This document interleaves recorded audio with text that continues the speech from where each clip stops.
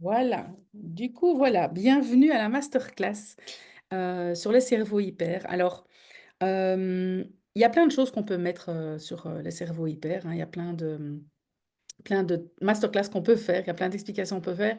Ici, j'ai choisi de commencer, en tout cas, les séries de masterclass. Dans celle-ci, c'est vraiment de dire, de voir comment est-ce qu'on peut faire quand on a un cerveau hyper pour ne pas s'épuiser. Je vais vous partager mon écran. Voilà. Comme ça c'est notamment une des choses qui est intéressante et importante pour les cerveaux hyper, c'est que, attendez, je vais juste me mettre, ouais, c'est vrai que là, je vous vois toutes, mais du coup, je vais, pour qu'on ne vous voit pas tout le temps, voilà, comme ça vous êtes tranquille, je ne vois que moi et dans le replay, on ne verra que moi aussi. Voilà. Donc, les slides, effectivement, avec des couleurs, des images, etc., c'est important pour un cerveau hyper, pour aussi garder justement cette attention plutôt que de parler entre guillemets dans le vide. Donc ici, on va vraiment parler de comment on peut éviter l'épuisement avec un cerveau hyper. Alors le cerveau hyper, c'est quoi? C'est hypersensible, hyperactif. Donc c'est-à-dire qu'on va, je vais vous expliquer un peu, mais c'est un hyperfonctionnement du cerveau. Et dans cet hyperfonctionnement de type hyperactif, on parle aussi de haut potentiel, multipotentiel, etc., etc. Tout ça, c'est évidemment souvent des mots, des noms. Euh, on coche pas toujours les cases non plus, évidemment, et on n'a pas besoin de cocher toutes les cases pour avoir un cerveau hyper et comprendre comment il fonctionne, hein. Donc le but, ça va vraiment être de comprendre que ton intensité, euh, tu vas pouvoir en faire ta plus grande force. Mais pour ça, il faut comprendre comment tu fonctionnes. Donc si tu es là aujourd'hui, ben, je suppose que soit c'est parce que ton cerveau carbure à plein régime, que tu trouves pas le bouton off, que tu ressens tout avec une intensité parfois envahissante, que tu peux te sentir submergé au bord de l'épuisement, qu'on t'a peut-être dit souvent que tu étais trop ou pas assez, plein de choses, hein, que tu rentres pas dans les cases, etc., etc. Ou que tu as dans ta famille des personnes qui sont comme ça, ou qu'en tout cas tu t'intéresses à ce profil-là et que tu as envie de comprendre, voilà, comment on fonctionne et ce que ça veut dire tout ça, un cerveau hyper. Je vais commencer par me présenter d'abord pour que qu'on fasse un peu plus connaissance. Donc, je m'appelle Muriel Maniquet, ça vous le voyez, vous le savez. J'ai 51 ans et j'ai plusieurs casquettes. Je suis la fondatrice de Ginkgo Thérapie, qui est un centre de thérapie et qui regroupe 5 thérapeutes ici à Chaumont-Gistoux et sur Bruxelles aussi. J'ai un réseau un petit peu plus étendu avec d'autres thérapeutes qui sont dans d'autres régions comme Waterloo, Genappe, etc. pour justement pouvoir avoir des thérapeutes dans les endroits différents pour qu'on puisse aider voilà, les personnes des différentes régions, on va dire. Thérapie, c'est aussi un pôle de formation, donc des formations qui sont spécialisées dans les traumatismes psychologiques.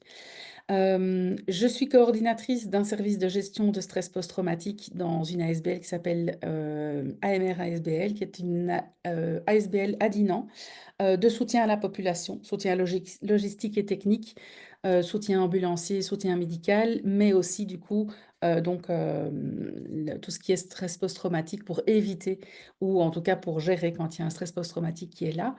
Donc j'ai créé ce pôle-là dans la SBL. Je suis naturopathe et thérapeute depuis 8 ans. J'ai accompagné plus de 1200 patients dans différentes problématiques, mais toujours liées ben, à l'émotionnel.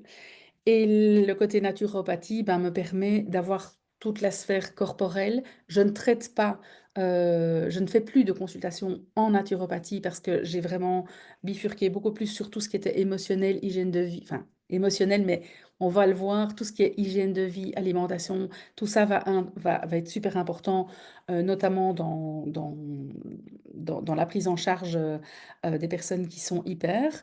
Mais bon, c'est vraiment super important pour tout le monde. Mais donc, je ne fais plus de consultation seule de naturopathie. C'est vraiment plus par le côté émotionnel et psychocorporel. Je suis formatrice et l'année passée, j'ai formé à peu près 40 thérapeutes à l'accompagnement global des traumatismes parce que chez Ginkgo Thérapie, en fait, on a une approche intégrative du trauma. On va travailler le trauma de manière, enfin, au niveau cognitif avec l'hypnose, des méthodes de désensibilisation comme la méthode 4F, le MDR, etc. Mais il y a aussi tout un pôle psychocorporels, donc avec des soins qui ont été créés spécifiquement pour travailler sur les traumas, pour pouvoir revenir au niveau du corps, parce qu'il faut le travailler dans le corps aussi, surtout quand c'est des traumas qui ont impacté le corps, justement. Alors, j'ai un parcours assez atypique, justement, bah oui, hein, c'est pas pour rien que je suis intéressée par les profils neuroatypiques, bah parce que j'en suis un, voilà. J'ai 20 ans, j'ai fait 20 ans dans l'enseignement comme institutrice maternelle, ça a été ma passion pendant 17 ans à peu près. Après, ça commençait à être un petit peu plus différent. J'ai eu un institut de beauté et bien-être pendant 3 ans. J'ai travaillé 10 ans dans l'aide médicale urgente, dans le milieu des ambulances. Et ça fait 8 ans, donc je suis thérapeute et formatrice. Et demain, ben, je ne sais pas, parce que je suis toujours capable de changer de voie. Alors, je pense vraiment que là, j'ai vraiment trouvé ma voie avec cet accompagnement-là, parce que finalement, je vais rechercher mon côté enseignante et tout mon parcours de formation qui est multiple, et je l'ai mis dans Ginkgo-thérapie. Mais Ginkgo-thérapie pourra et évolue déjà, parce qu'effectivement, il y a toujours des nouvelles choses qui arrivent, puisque ben, dans mon profil atypique, ben, j'ai besoin de nouveaux projets, j'ai besoin de mettre des choses en place et j'ai 1000 idées à la minute à peu près. Donc voilà, ça évolue toujours.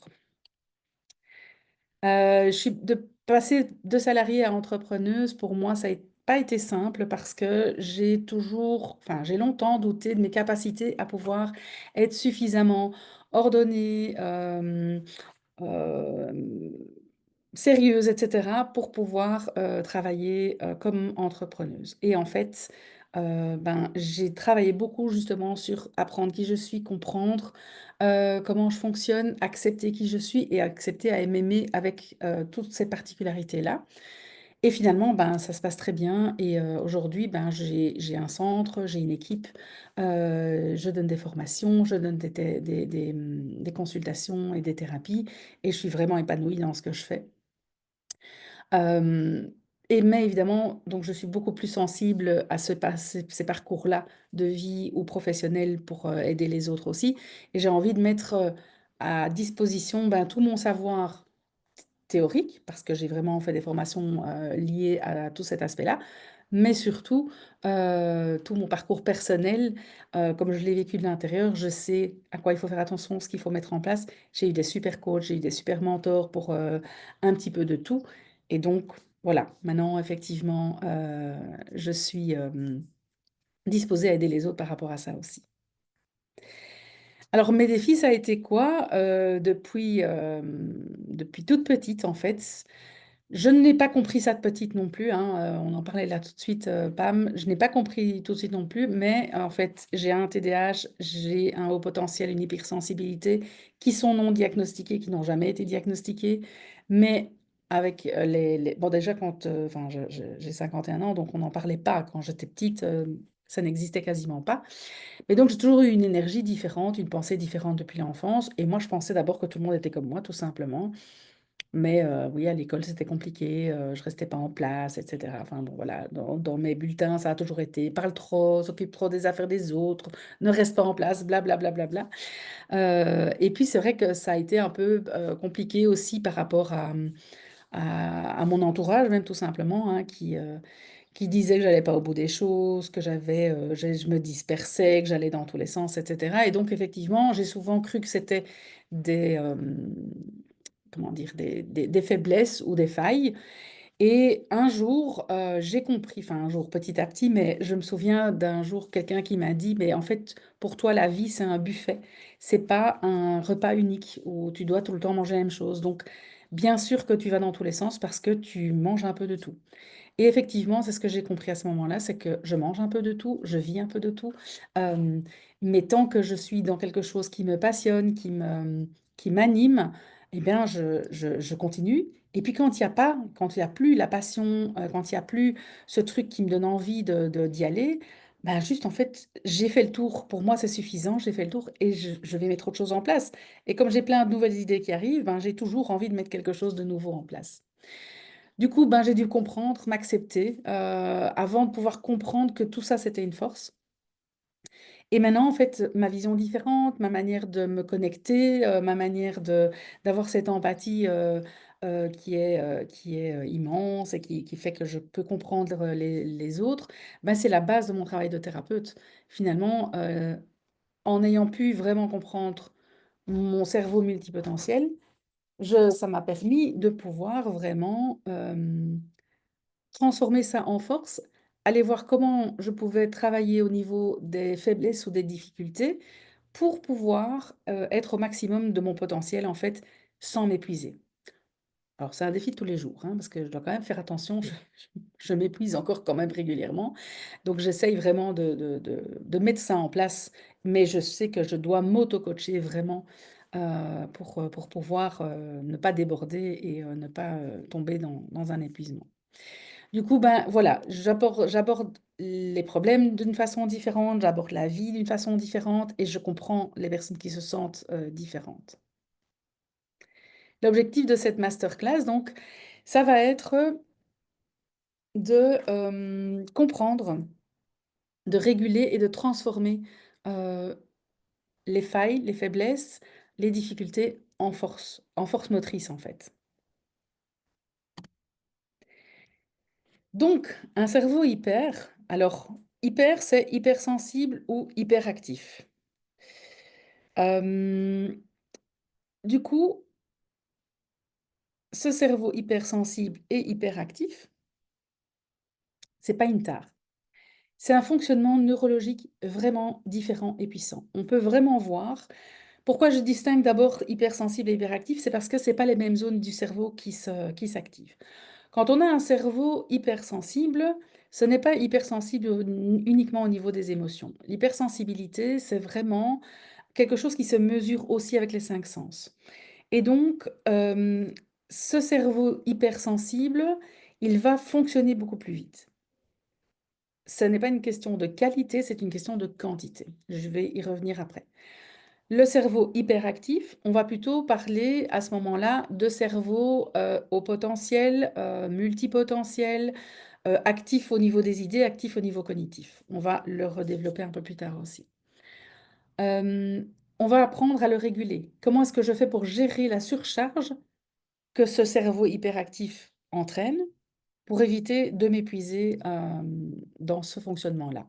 Parce que c'est mon fonctionnement et que je ne peux pas faire autrement. C'est neurologique.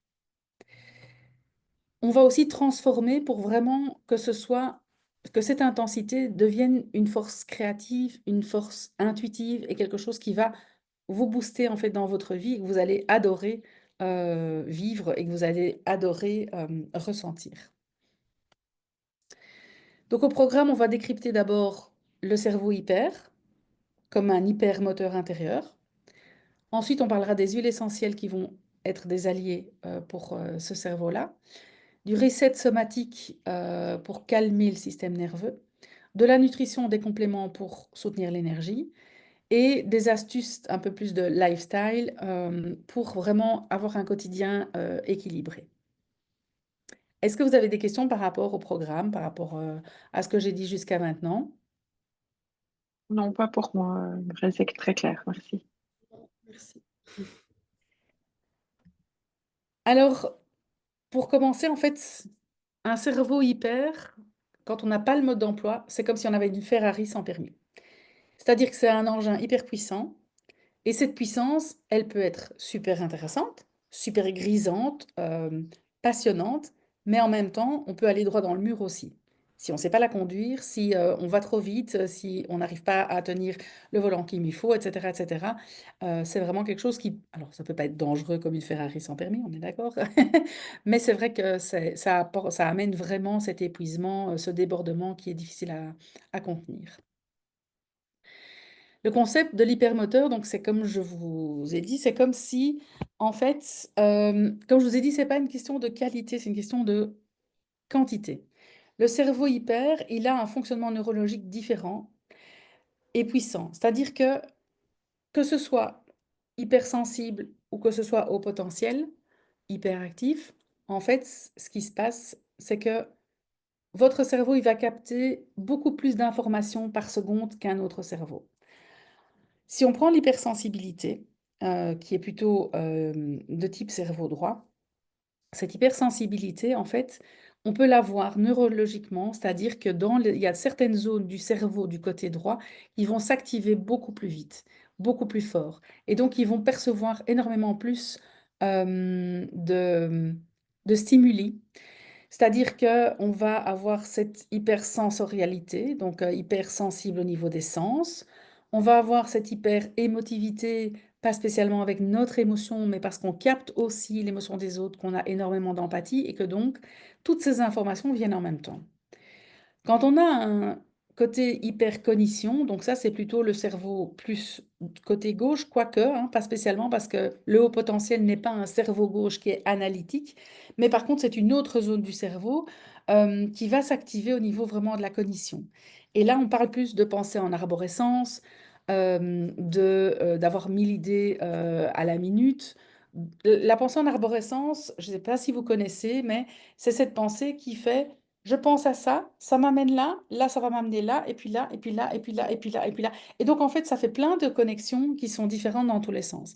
Quelqu'un qui a un fonctionnement typique au niveau neurologique, c'est une idée, une idée, une idée, une idée. Donc c'est entre guillemets linéaire, c'est les uns derrière les autres, et ils ont cette capacité de traiter une information à la fois. Un cerveau hyper, alors, hypersensible ou hyperactif, il ne peut pas traiter une information à la fois, il va traiter toutes les informations en même temps. Il n'y a pas il y a pas le... En fait, pour pouvoir avoir une idée à la fois, il y a un système d'inhibition qui se fait au niveau du cerveau.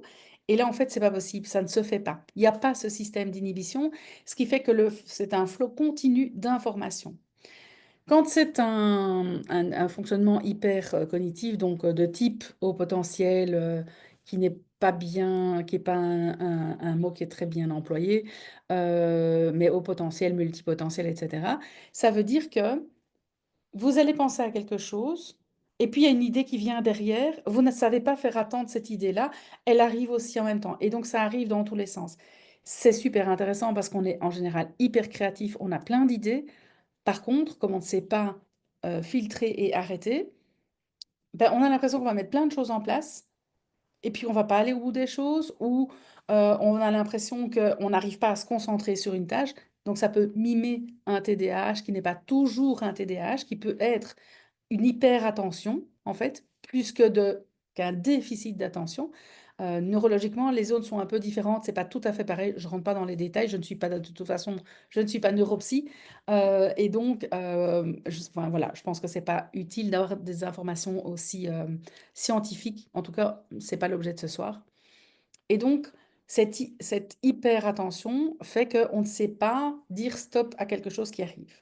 Du coup, ben, il y a une file d'attente, mais ils sont tous là devant en même temps. C'est pas une file d'attente l'un derrière l'autre où vous pouvez prendre, comme le médecin, une personne à la fois, et puis elle sort, et puis il y a l'autre qui vient. Non, c'est comme s'ils étaient tous dans votre bureau et que vous devez dire, attends, oui, oui, attends, maintenant je t'écoute toi, et vous allez écouter un peu l'un, un peu l'autre, et donc voilà, ce qui amène parfois cette impression de ne pas pouvoir se concentrer ou arriver à rester focus sur une tâche. Parfois, on peut rester justement hyper focus sur une tâche parce qu'on a une espèce de passion à ce moment-là. Et à ce moment-là, on va oublier de manger, de faire pipi, de respirer, de se lever, de changer les idées parce qu'on va être hyper focus sur ce truc. Pourquoi? Parce que quelqu'un qui a ce cerveau qui fonctionne comme ça en hypercognition, ce multipotentiel, en fait, euh, l- ce sont des cerveaux qui fonctionnent au projet. Ce sont comment dire, des cerveaux qui fonctionnent à la motivation.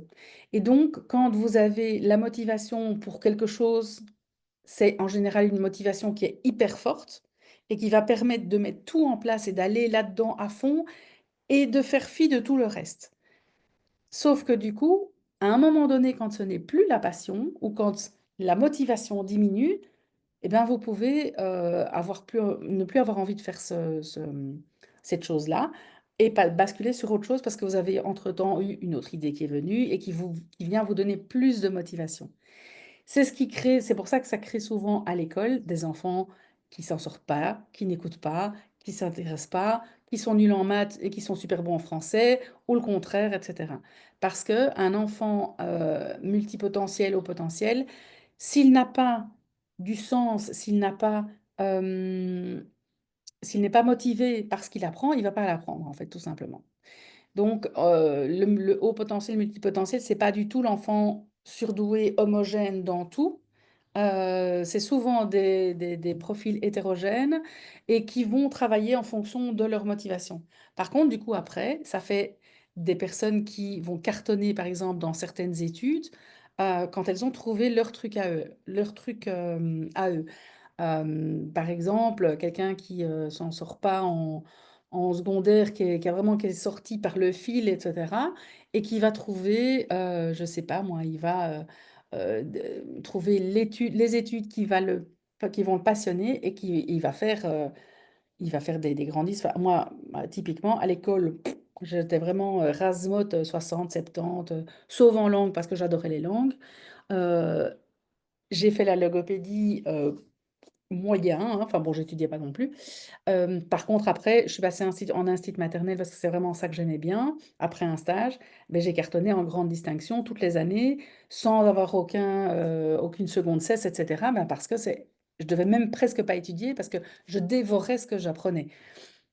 Donc effectivement, c'est comme ça que fonctionne un haut potentiel. Un cerveau hypersensible, c'est un cerveau qui va capter énormément plus d'informations au niveau des cinq sens, déjà. Quand on dit hypersensible, dans le jargon populaire, c'est je sens plus les émotions, je ne sais pas gérer mes émotions, etc. Un hypersensible, c'est pas spécialement quelqu'un qui ne sait pas gérer ses émotions, parce qu'un hypersensible, c'est quelqu'un qui capte ses émotions, ok, fort, etc. Mais pas que. Je vais y revenir et je vais essayer de ne pas oublier. Par contre, c'est quelqu'un qui va capter toutes les émotions des autres aussi. Il a une espèce de... Alors, il a une espèce de sixième sens de tout ce qui se passe, mais il a aussi, notamment au niveau cérébral, on a des neurones miroirs qui nous permettent de comprendre ce que l'autre vit. Et chez les personnes hypersensibles, cette zone-là s'active beaucoup plus et le nombre de connexions dans les neurones miroirs sont beaucoup plus importants.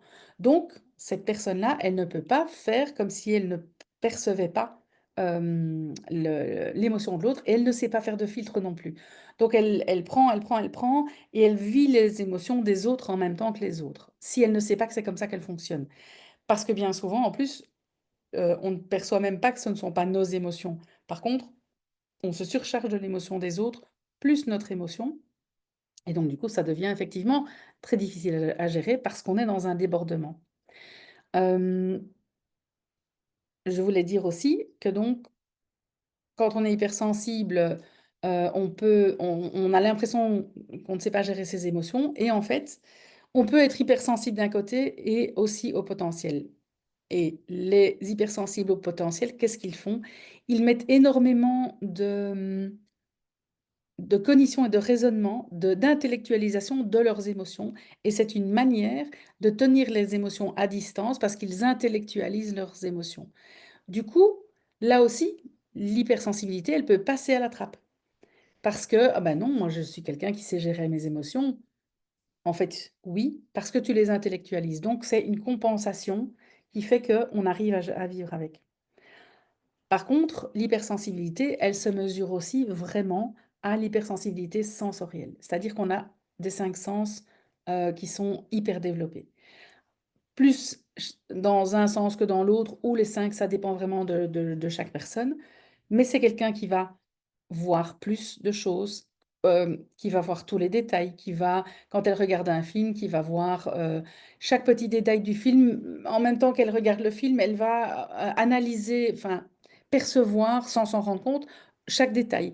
Et d'ailleurs, s'il y a quelque chose qui n'a pas été mis comme il faut dans le script et il y a, je sais pas moi, un objet qui est plus à la même place, elle va le voir. Quelqu'un qui va rentrer dans une pièce et qui va dire Ah, t'as changé ça de place. ou ah tiens, tu as enlevé ça et tu as mis ça à la place. Et donc c'est des gens qui ont vraiment une mémoire visuospatiale incroyable. Ça peut être au niveau des odeurs, on peut sentir les odeurs beaucoup plus fortes, on peut être dérangé beaucoup plus fort par les par les odeurs qui sentent mauvais aussi. Et on peut être, parfois on peut sentir des odeurs que les autres ne sentent pas, ou les autres vont le sentir beaucoup plus longtemps après. Ben oui, vous avez capté beaucoup plus puisque vous traitez beaucoup plus d'informations à la fois. Du coup, vous, ça vient directement. Il n'y a pas de filtre. Euh, Ça peut aussi être les goûts, les goûts, la texture des aliments. Par exemple, quelqu'un qui va tout de suite sentir quand on change de marque de crème fraîche, c'est le cas de mon fils, hein, je dis ça toujours, c'est un exemple vraiment vécu parce que chaque fois que quand ma maman changeait de marque de crème fraîche parce qu'il n'y avait plus dans les pâtes jambon fromage depuis tout petit, bah, il sentait directement que c'était pas comme d'habitude, quoi. Donc, alors, il ne savait pas dire que c'était la crème fraîche qui avait changé, évidemment, mais on sent ça. Alors, il y a aussi l'hypersensibilité aux textures. Par exemple, mon autre fils, il adore le jus de pomme, il aime les compotes, mais il déteste manger une pomme. En fait, il supporte pas la texture de la pomme. Et donc, il y a plein de choses comme ça au niveau goût qui peuvent arriver. Au niveau du toucher, ça peut être des personnes qui ne supportent pas quand on les touche ou qui ne supportent pas certaines matières. Euh, Au niveau des bruits, ben, ça va être une hyperacousie, vraiment les oreilles beaucoup plus sensibles ou les bruits répétitifs comme ça, des choses comme ça où les gens vont pas supporter. Au niveau des yeux, il y a aussi tout ce qui est luminosité, parfois trop difficile, etc. Donc vous voyez qu'il y a vraiment les cinq sens dans l'hypersensibilité qui intervient vraiment, quoi. Et donc, effectivement, vous comprenez que quand il y a cette hyper dans le cerveau, quel que soit le côté, ben, on a beaucoup plus de choses à traiter et donc le cerveau fonctionne beaucoup plus. On peut être au potentiel simple, on peut être hypersensible simple et on peut être les deux à la fois. Et on peut être un peu plus hypersensible au potentiel, un peu plus au potentiel qu'hypersensible. Tout ça, en fait, toutes ces modulations-là, ça va être différent pour chacun. Il y a autant de cerveaux atypiques que de personnes qui ont de cerveaux atypiques. Il n'y a pas exactement je coche toutes les cases ou je coche pas toutes les cases. Et c'est par rapport à ça que je disais, Pam, tout à l'heure, que les diagnostics sont difficiles. Parce que c'est standardisé un diagnostic. Un vrai diagnostic neuropsy, je parle, hein. C'est standardisé et donc effectivement, la difficulté pour ça, c'est que euh, si on ne coche pas toutes les cases, eh ben, on n'est pas TDAH, on n'est pas hypersensible, on n'est pas au potentiel, etc. Par contre, euh, quand on a un fonctionnement multiple comme ça, on met aussi en place des compensations.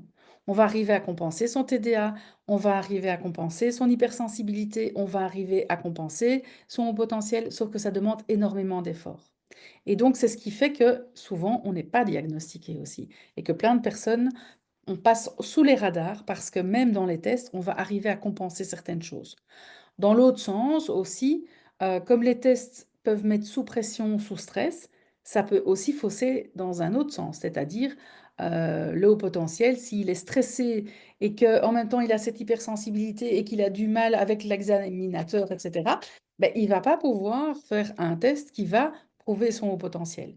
Quelqu'un qui est hypersensible mais qui arrive à cacher, enfin, alors il n'y a pas de test pour l'hypersensibilité, mais pour un TDAH par exemple, quelqu'un qui a appris à compenser son TDAH avec d'autres manières de fonctionner, ben, il va aussi passer en dessous des radars. Donc, voilà, je ne sais pas si tu voulais expliquer un petit peu, Pam, ou si quelqu'un voulait partager par rapport à ce problème de diagnostic.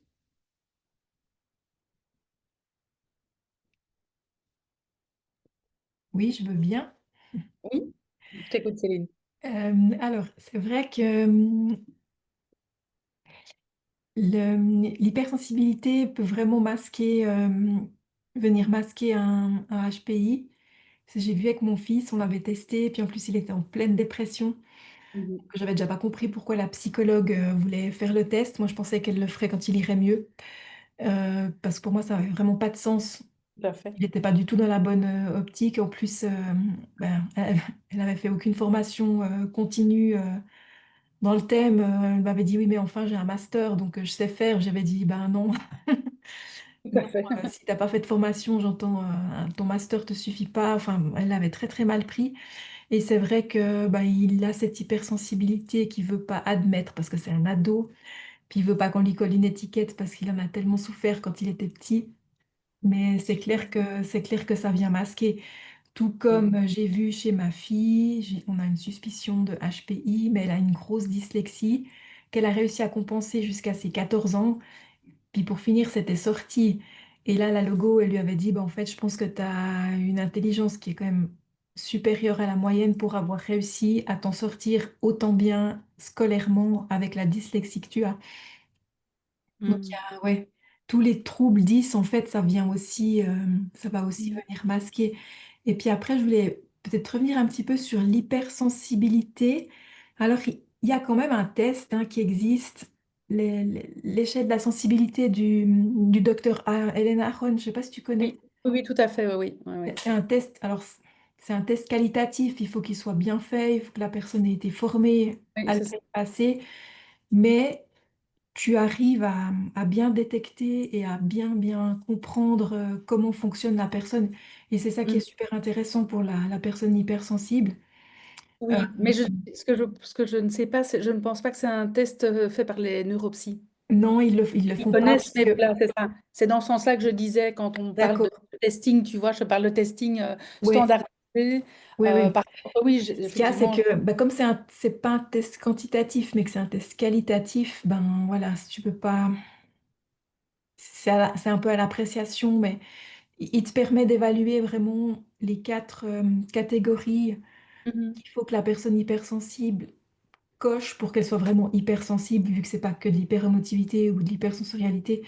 Et, Voilà, ouais, ouais. et c'est ça qui est intéressant parce que ça permet à la personne de comprendre son fonctionnement vraiment et puis de comprendre aussi quand est-ce qu'elle va être en surcharge, qu'est-ce qui la met en surcharge. Franchement, c'est un super test.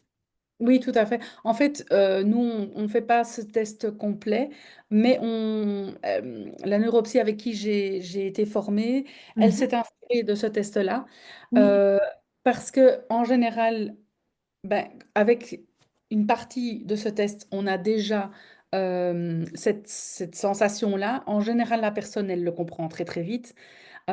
Et en cochant certaines cases, on comprend qu'effectivement, il y a une hypersensibilité.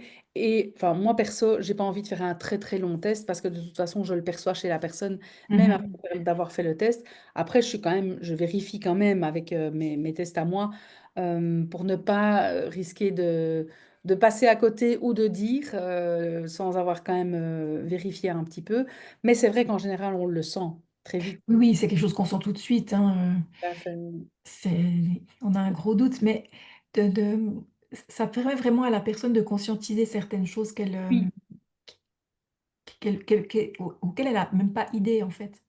C'est ça, et quand on pose des questions, en Oui, fait, c'est vrai, et c'est en ça aussi que les tests sont très intéressants, c'est que la personne, elle va entendre. En fait, quand on rentre pas dans la case du neurotypique, on a encore ce besoin d'aller rentrer dans une case neuroatypique, mais oui, c'est laquelle? ça. Et en fait, on peut avoir un peu d'hypersensibilité, un peu de haut potentiel, multipotentiel, un peu de TSA aussi, parce que ben, Mhm. on pense Oui, justement avec des attitudes autistiques, parce que ça oui, vient rassurer, en fait, tout simplement. Il peut avoir un peu de tout, en fait, et ne pas rentrer tout à fait dans chaque case. c'est Mais ça. c'est vrai que de comprendre que on n'est pas obligé de remplir la case complète pour savoir qu'on a un fonctionnement Oui, atypique. Et du coup, de savoir comment on peut faire quelque chose avec ce fonctionnement-là, quoi. oui, oui. Puis ben, après, ces tests, ils sont faits par des neurotypiques déjà aussi. Déjà, la Ouais. plupart du temps. Et déjà, le problème, il est déjà là, par des hommes, hein, en plus, pour des hommes. Ouais, c'est vrai. Ouais, Et Oui. Et puis, les femmes sont encore moins diagnostiquées que les hommes, hein. ouais, c'est ça c'est ça. vrai. Et puis, bah après, tu as le test pour le HPI, tu as le test pour le TSA, tu as le test pour le TDAH, mais tu n'as aucun test qui regroupe le fonctionnement des deux, en fait. Ça. Mhm. Tout à fait. C'est ça qui joue pas non plus. Et c'est ça qui est très difficile Ouais. d'avoir. C'est pour ça que je disais, les tests, c'est bien, mais il faut pas se fier que à ça non plus. C'est ça. Oui, ça, je suis Toi, tu d'accord. Ouais. voilà, si toi tu le sens, si tu te dis non, mais si dans le test on te dit non, non, vous n'êtes pas TDAH par exemple, et que tu sens que tu as des difficultés, alors c'est peut-être pas le TDAH dans le sens déficit, mais quand même, enfin, moi, on a été diagnostiqué, mon fils, quand il était petit, il était en sixième primaire. Son, Quand ils étaient petits, ils ont été diagnostiqués par la première instit, enfin, qui a demandé, ils ont été diagnostiqués pour le haut potentiel, ça c'était clair. Par contre, la dernière de sixième a demandé qu'il soit testé pour le TDAH parce qu'elle dit, mais je ne sais pas comment il va faire son CEB, hein, c'est pas possible, quoi. Elle dit, moi je l'envoie 2 fois par jour courir dans la cour parce qu'il ne sait pas rester en place et que je ne sais pas comment il va faire. Et on est allé, et en fait, là, la neuropsy a expliqué qu'il n'a pas de trouble d'attention, mais il a une hyper-attention. C'est 360 degrés, Mhm. tout est ouvert et il n'a pas de filtre. Alors, Mhm. la résultante est la même, on est d'accord, hein, mais le traitement n'est pas le même. Enfin, le traitement, je veux dire, il n'a jamais eu de traitement, justement, Oui. parce que c'est pas simplement un TDAH, c'est Ouais. c'est une manière de fonctionner et que, bah voilà, on s'est débrouillé avec ce qu'il était et comment il était et ça a été comme ça, quoi, hein. Mais effectivement, c'est intéressant d'aller le faire, mais ne reste pas bloqué sur ce qu'on te dit si toi tu sens autre chose. Oui, mais c'est ça, mais c'est pour ça, c'est d'essayer d'un peu comprendre. De toute façon, tu sais, ça dure 1 heure, donc je me fais pas non plus Non, d'illusions bien sûr. par rapport au test. Mais voilà, c'était juste un peu déjà curiosité de savoir quel test. C'est Tu ça, mais vois, c'est bien de on va déjà savoir vers tout à ça. fait. Ouais, ouais, Donc ouais. moi, j'y vais plus en mode curieux. De toute Mais façon, c'est voilà, ça, je te dis, ça moi, c'est j'ai. génial.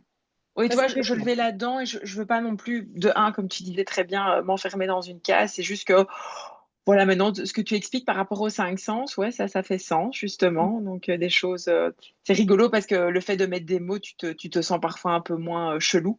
C'est ça, Donc, tout à fait. On voilà. comprend comment on fonctionne. Oui, clairement. Et moi, j'ai ça, par exemple, quand je suis en meeting, moins quand il y a les caméras, mais c'est vrai que la captation des émotions des autres. Dès que je suis dans un endroit direct, ça, voilà, il y a un peu un mode de scanning. Et tu disais très bien, tout arrive en même temps. Et le fait Oui. d'avoir des idées comme ça tout le temps, et moi, je dois mettre des notes en fait, hein, parce que sinon, tout le Mhm. temps, toutes les 3 secondes, en fait, je pense à quelque chose d'autre. Sauf quand tu es Oui. hyper motivé, comme tu l'expliquais, là, je peux être hyper focus. Mais si évidemment le truc que je fais n'est pas super, enfin voilà, motivant, c'est là où tout va arriver d'un coup et donc je dois faire attention parce que dans mon boulot, il y a des tâches où là je suis hyper focus, mais il y a des moments où, en fait je suis submergée par mes idées, ah, je dois faire ça, etc. Puis en fait au lieu de me dire non, c'est pas le moment, parfois je glisse un peu sur, je vais quand même Mhm. vite le faire, ça va pas me prendre longtemps, sauf qu'en fait enfin voilà, tu tombes sur autre chose et donc ça et ça, c'est épuisant. Et donc, ça fait, enfin, Oui. pas que ça fait plaisir, mais quand tu l'expliques, le fait d'être débordé de choses, mais aussi d'émotions, oui, ça fait sens. Donc, déjà, rien que ce que tu expliques, moi, déjà, je suis déjà très contente. Ça me permet d'y voir plus clair, en fait, finalement. Et c'est ça, parce qu'en fait, on comprend que c'est pas, oh, je suis pas capable de. Non, j'ai un fonctionnement qui n'est pas comme ça, en fait. Donc, je Ouais, c'est dois pas ça, parce que tu essayer d'être comme culpabilises ça. beaucoup. Moi, je me Bien sûr. culpabilise beaucoup, hein, parce que j'ai l'impression d'être moins performante que les autres, je vais moins vite que les autres, puisque voilà, je suis pas toujours focus sur ça. Je vais penser à des choses que les autres, auxquelles les autres ne vont pas penser. C'était ça, en fait. Je Voilà. commence un truc de mon boulot et en fait, j'ai des idées qui arrivent. Genre, il faudrait faire ça, faire ça, faire ça. Ou il faut que je le fasse. Et puis, comme toi, ben, je note, je commence. Hein, la volonté est là. Et puis Mhm. pouf, donc soit tu as plus le temps de revenir ou tu passes à autre chose. Et en fait, je me rends compte que mes études universitaires, ça a été la galère parce que faut les blocus, mon Dieu, quoi. Donc, après, bon, voilà, je suis contente, j'ai quand même réussi, mais quand même dans la douleur, ça n'a pas été spécialement très Ça a été chaud. épanouissant. C'était chaud. Parce que trouver sa voie, tu le disais aussi, hein, on pouvait être très motivé. Tu parlais, voilà, de tes études. Et c'est vrai que quand on a 18-20 ans, c'est pas toujours ce qu'on a envie de faire. Et on nous met très vite dans des cases. Et voilà, et parfois le choix, tu n'as pas toujours le temps de faire vraiment. Et puis tu sais pas tout ce qui existe dans le monde. Tu disais, toi, tu as eu plusieurs carrières. Ben, ça, c'est gai. Tu as osé Oui. tenter des choses. Et c'est vrai que quand on a 18-20 ans, on prend des études, on se dit que ça ira. Puis en fait, finalement, on sent que c'est pas tout à fait ça. Mais merde, on a déjà fait 2 ans, sauf que ça coûte les études. Donc on se dit, qu'est-ce Mhm. qu'on fait? Et je me dis que c'est pas simple, en fait, parce que tu trouves pas toujours ta voie très tôt. Moi, je l'ai pas spécialement très vite trouvée non plus. Et ça aussi, c'est compliqué finalement de se dire on va, parce qu'on peut très vite décrocher. Tu sais, souvent on dit ouais, tu es un peu fainéante. Tu Oui, vois, parce que tu n'étudies pas, tu n'es pas coaché. Ben, oui, mais comme tu dis, si tu n'as pas de sens, pas de motivation, c'est compliqué. Moi, j'ai ça, je ne sais pas, toi, Céline, si tu as ça avec tes enfants, ou toi, peut-être, Muriel, parce que je pense pas qu'Alisa ait des enfants, mais c'est vrai que, voilà, pas encore, peut-être toi-même. Ben voilà, moi, je vois avec ma fille, tu peux rester calé sur une feuille, tu vois, et mhm. c'est compliqué. Et toi-même, en tant que parent, tu dois aussi gérer tes émotions, parce que eux, ça les botte pas, quoi. Tu vois, ici, on est en pleine révision, là. Déjà, moi, parfois, ça me botte pas, donc on est deux à pas être hyper motivés, donc je peux dire que parfois, ça ambiance. Bon, après, on en rigole parce qu'on essaye de se dire, OK, il n'y a pas que les points, sauf qu'on est Mhm. dans un système éducatif où il y a un peu que les points, quoi, tu Tout vois, et à ça, fait. c'est hyper compliqué. Et comme tu disais, enfin, voilà, je ne vais pas trop m'étendre, mais par rapport à la confiance en soi-même, moi, la mienne, tu vois, elle a 11 ans, mais elle Mhm. se sent pas au top en termes de confiance, quoi, parce qu'évidemment, c'est pas la première de classe et qu'elle va galérer pour un peu tout. Donc voilà. Et donc c'est ça qui est difficile aussi en tant que parent de se dire, OK, mais tu vas y arriver, quoi. Parce que toi aussi, tu Oui, dois essayer de persuader. Ouais. tout à fait. La confiance en soi, elle va s'acquérir avec les expériences Tout à positives. fait, Michel. Ouais, c'est ça qu'il faut essayer Vraiment, à de côté, focuser, quoi. Ouais. quand ça bloque d'un côté, il faut essayer de trouver d'autres Oui, manières d'augmenter cette confiance en elle dans des domaines dans lesquels elle est dans son génie, dans lesquels elle est dans sa passion, etc., quoi. Donc, effectivement. tout à fait, tu as raison. Mais oui, voilà, c'est vraiment, ça montre bien la difficulté d'avoir un fonctionnement atypique dans un monde ou dans une société qui est formatée pour les neurotypiques. Bon, voilà, c'est normal, Mhm. évidemment. Mais de comprendre comment on fonctionne, on peut du coup essayer de mettre les choses en place et comprendre justement les forces, parce que tu disais tantôt qu'effectivement, c'est difficile, tu as du mal à te concentrer sur une chose et d'aller au bout. Mais en fait, il faut comprendre, et c'est ce que j'explique toujours à mes coachés, c'est que quand on a 1000 idées à la minute, allez, j'exagère évidemment comme ça, mais quand on a 10 idées, 10 Mm. projets, on imagine 10 projets, on ne peut pas mettre 10 projets en place. Non. Quelqu'un de Tipeee, il va avoir peut-être 2 ou 3 projets, il va pouvoir les mettre en place. Si toi, tu en as 10, matériellement, le temps n'est même pas possible, tu ne pourrais pas mettre les 10. Mm. Donc, en fait, tu vas en mettre autant que l'autre en route, tu vas aller au bout peut-être autant que d'autres, sauf que toi, tu sais qu'il y en a 7 en attente que tu vas jamais faire. Et c'est pas grave, Ouais. en fait, parce qu'on Mm. n'est pas obligé de tous les faire. Par contre, tout ce que tu vas avoir comme idée va venir nourrir la créativité pour tout le reste aussi. Mm. Et puis un jour, moi, je me rends compte avec le nombre de formations que j'ai fait, avec le nombre de bouquins, d'articles, de machins ou de trucs où je me suis formée même toute seule, je me suis souvent dit, oh ben ça, en fait, je ne l'ai jamais employé. Et maintenant, je me rends compte, au fur et à mesure, que je vais toujours rechercher des trucs que j'ai même pas encore employés, que j'ai même pas encore utilisés. J'avais fait une formation en EFT que j'avais jamais utilisée, j'avais même pas été au bout de ma formation. Ça m'intéressait plus tellement à ce moment-là parce qu'il y avait autre chose qui était venu de plus intéressant.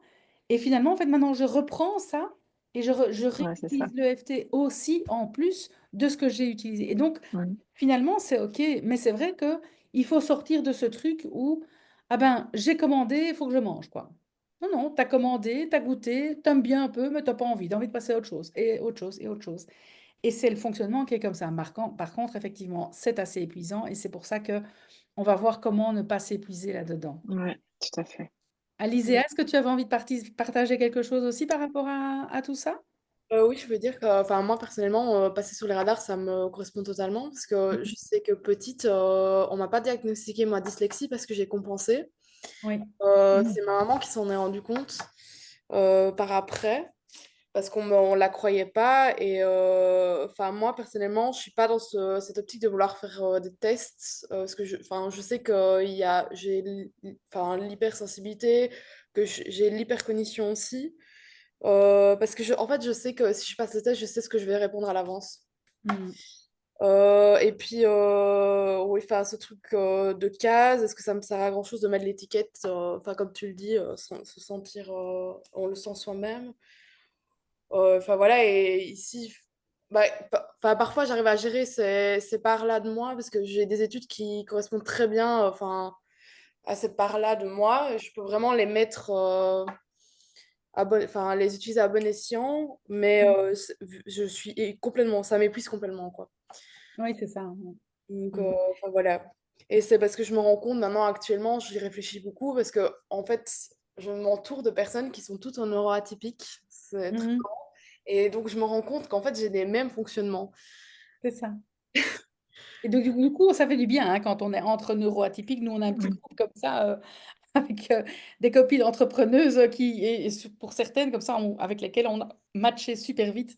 Et en fait, on a tout ce fonctionnement hyper. Et donc, ça fait vraiment du bien quand on se retrouve entre nous parce qu'on comprend, on sait ce que l'autre vit et on n'a pas besoin d'expliquer et on n'a pas l'impression d'être un peu bizarre ou un peu différente des autres, quoi. Oui, Parce que c'est ça. Mm. c'est Ouais. jamais je me sens différente vers le haut, hein. C'est toujours je me Ah sens ouais. différente vers le bas, évidemment, quoi. Ah ben Mais oui. quoique, Évidemment. quoique, quand on arrive à comprendre bien comment ça Ouais. fonctionne, ben, on se dit, ah ouais, j'ai quand même des super pouvoirs, en fait, que les autres n'ont pas. Donc, c'est ça le but. Oui, c'est ça. Enfin, nous, on réfléchit vraiment parfois, on refait le monde totalement, Ah bah oui, mais ça me fait bizarre, oui, parce que là, je me sens totalement comprise, en fait. Donc, enfin, c'est c'est ça qui est. Mais c'est de la chance. Je pense que ça, c'est une grande force déjà. Oui, tout à C'est fait. que, oui, c'est que tu es déjà entouré de gens qui t'acceptent et enfin, avec lesquels tu te sens bien. Tu dois pas mettre de masque ou tu dois pas compenser. Tu peux être complètement sans filtre.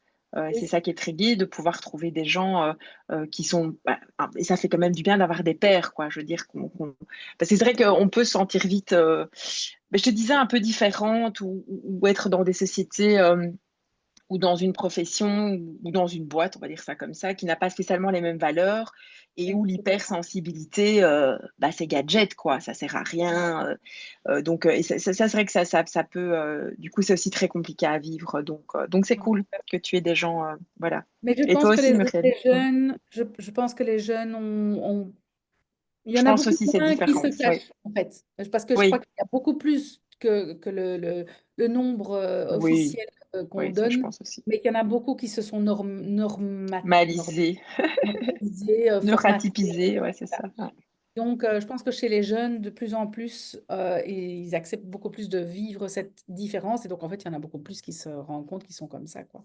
Oui, on peut voir que de génération en génération, je pense qu'on s'améliore et ça, c'est quand C'est même ça. un plus. Alors, c'est vrai qu'on parle de tests, mais c'est quand même bien aussi de voir au plus vite que les enfants. Moi, je pense que ma fille n'aurait pas réussi sa scolarité si on n'avait pas eu l'aide de la logopède. L'adaptation, Les etc. logopèdes, ça, pour moi, c'est comme les infirmières. Ce sont des gens exceptionnels qui font des professions de dingue, qui sont pas spécialement, pas dire qu'elles sont pas reconnues, mais ce sont des petites fées comme ça, pas toujours très visibles mais qui font un travail. Heureusement, moi que j'ai eu mes logopèdes, celles de ma fille, mais Oui, qui sont toujours des femmes formidables.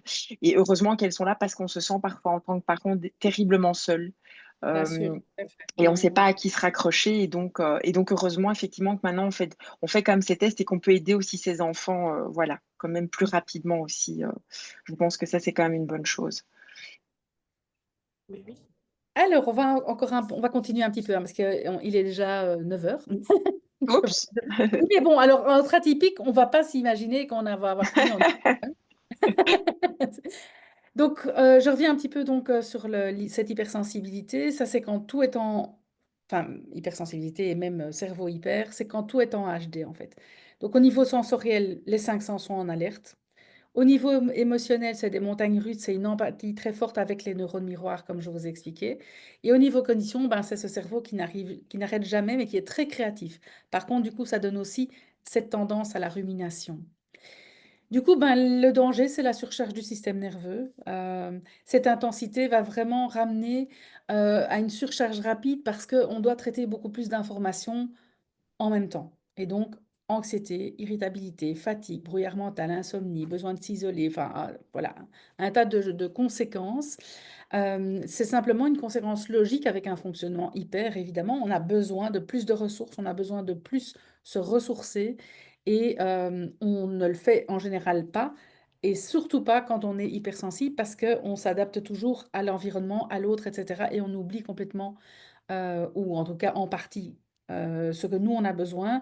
Et quand on rentre dans la surcharge, en fait, on ne sait plus réguler ce qui est pour nous et on va vraiment être dans ce débordement vers les besoins des autres. Donc, on va vraiment parler maintenant des solutions, parce que le but de la masterclass, c'est quand même vous donner quelques pistes de solutions à utiliser toute seule aussi. Je dis toute seule parce qu'évidemment, la plupart du temps, c'est des femmes que j'ai dans les masterclass. Donc les huiles essentielles, moi je suis une dada des huiles essentielles, j'adore et c'est vraiment des petits bijoux, hein, ces huiles essentielles, parce qu'elles vont vraiment venir aider à plein de choses. Je les ai catégorisées en 3 catégories. Voilà. Je les ai mis en 3 catégories. D'abord, celles qui vont vous permettre de travailler sur la surcharge sensorielle, émotionnelle et mentale. Donc vraiment d'essayer d'aller éviter cette surcharge-là.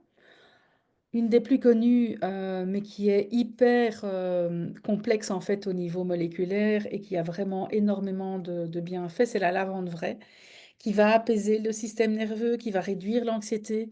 Elle va vraiment agir comme un baume en fait sur les émotions et elle va nous aider à prendre du recul.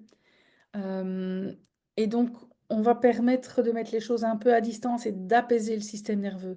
On va voir après que c'est hyper important au quotidien d'arriver à apaiser le système nerveux plusieurs fois par jour pour éviter d'aller trop haut et de devoir avoir besoin d'une ressource beaucoup plus grande pour se ressourcer. Euh, la camomille romaine, elle va calmer l'hyperexcitabilité, mais aussi vraiment tout ce qui est réaction excessive aux stimuli extérieurs. Donc, elle va vraiment aussi venir calmer cette hypersensibilité. C'est, je dirais, l'huile des hypersensibles, vraiment. Et comme on dit hypersensible, ben, c'est de nouveau au niveau des sensations et des émotions. Elle va faire comme une bulle de protection autour de vous contre les agressions extérieures. Alors moi, quand je parle des huiles essentielles, c'est vrai que je ne l'ai pas précisé, parce que c'est tellement clair, enfin tellement habituel pour moi, que je les utilise en olfaction. Parce que c'est la voie la plus rapide, premièrement, et c'est la voie la plus qui nous permet de vraiment aller travailler tout ce qui est cerveau limbique, cerveau reptilien, parce que le nerf olfactif est directement relié au cerveau limbique, et donc elles vont permettre en olfaction d'aller travailler un tas de choses au niveau du cerveau, vraiment. Euh, Ça va plus vite que par l'application cutanée, par exemple, ou l'ingestion. Ici, l'ingestion, c'est plutôt quand on a des problèmes digestifs qui peuvent aussi être une conséquence des surcharges, bien entendu, sensorielles, mentales et émotionnelles. Donc là, éventuellement, on va voir comme le basilic est un peu plus vague, on pourrait le prendre comme ça aussi. Mais sinon, en olfaction, c'est vraiment super intéressant. Et en plus, il n'y a aucun risque de surconsommation parce que euh, c'est c'est la voie la plus rapide, mais c'est la voie euh, dans laquelle il y a le moins de rentrer vraiment au niveau du corps des molécules et donc on ne va pas être en surcharge. Le petit grain bigarade, il va vraiment nous aider à gérer le stress d'une surcharge d'informations. Et comme c'est vraiment tous les cerveaux hyper, c'est ça, que ce soit hypercognition ou hypersensibilité, on va vraiment être en surcharge d'infos constamment. C'est pour ça que souvent on a besoin de calme, on a besoin de s'isoler, on a besoin de devenir un peu asocial par certains moments, parce qu'on doit aller calmer cet afflux massif d'informations. Et donc le petit grain bigarade, il va nous aider à ça aussi. L'orange douce, elle va apporter de la légèreté, du réconfort.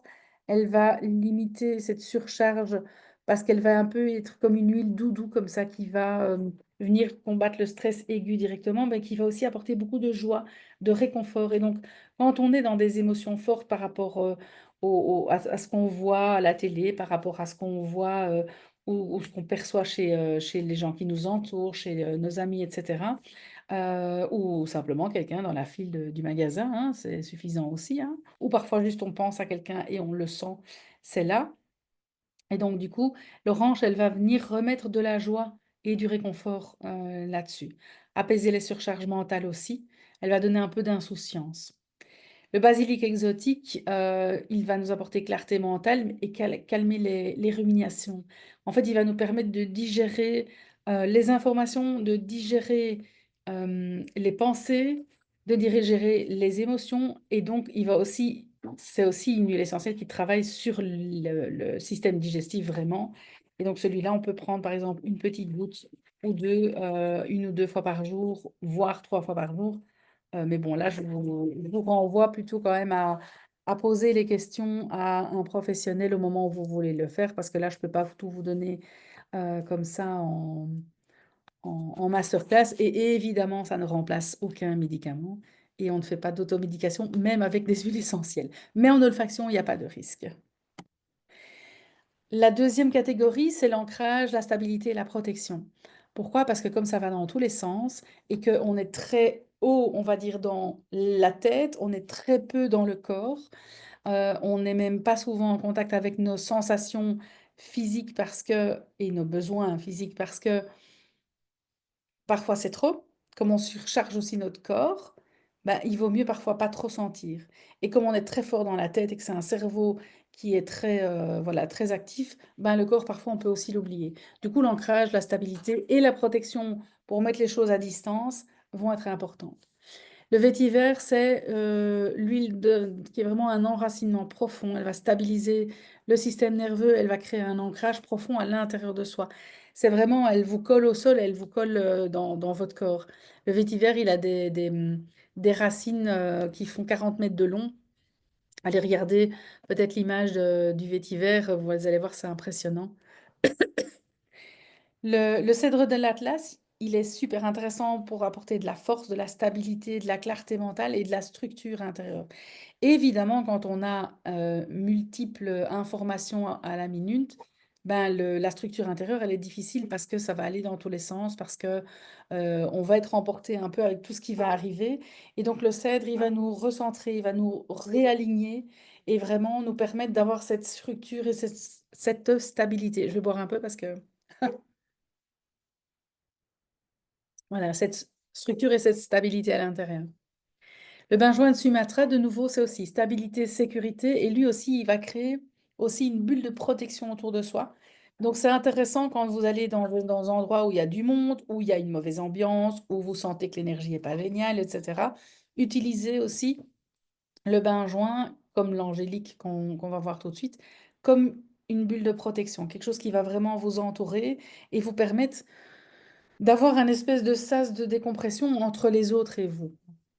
L'angélique aussi, c'est une très forte protection, c'est du réconfort, elle va calmer tout ce qui est angoisse, anxiété. Elle va vraiment protéger des influences négatives et du coup, ben, ça apporte un calme intérieur, bien entendu.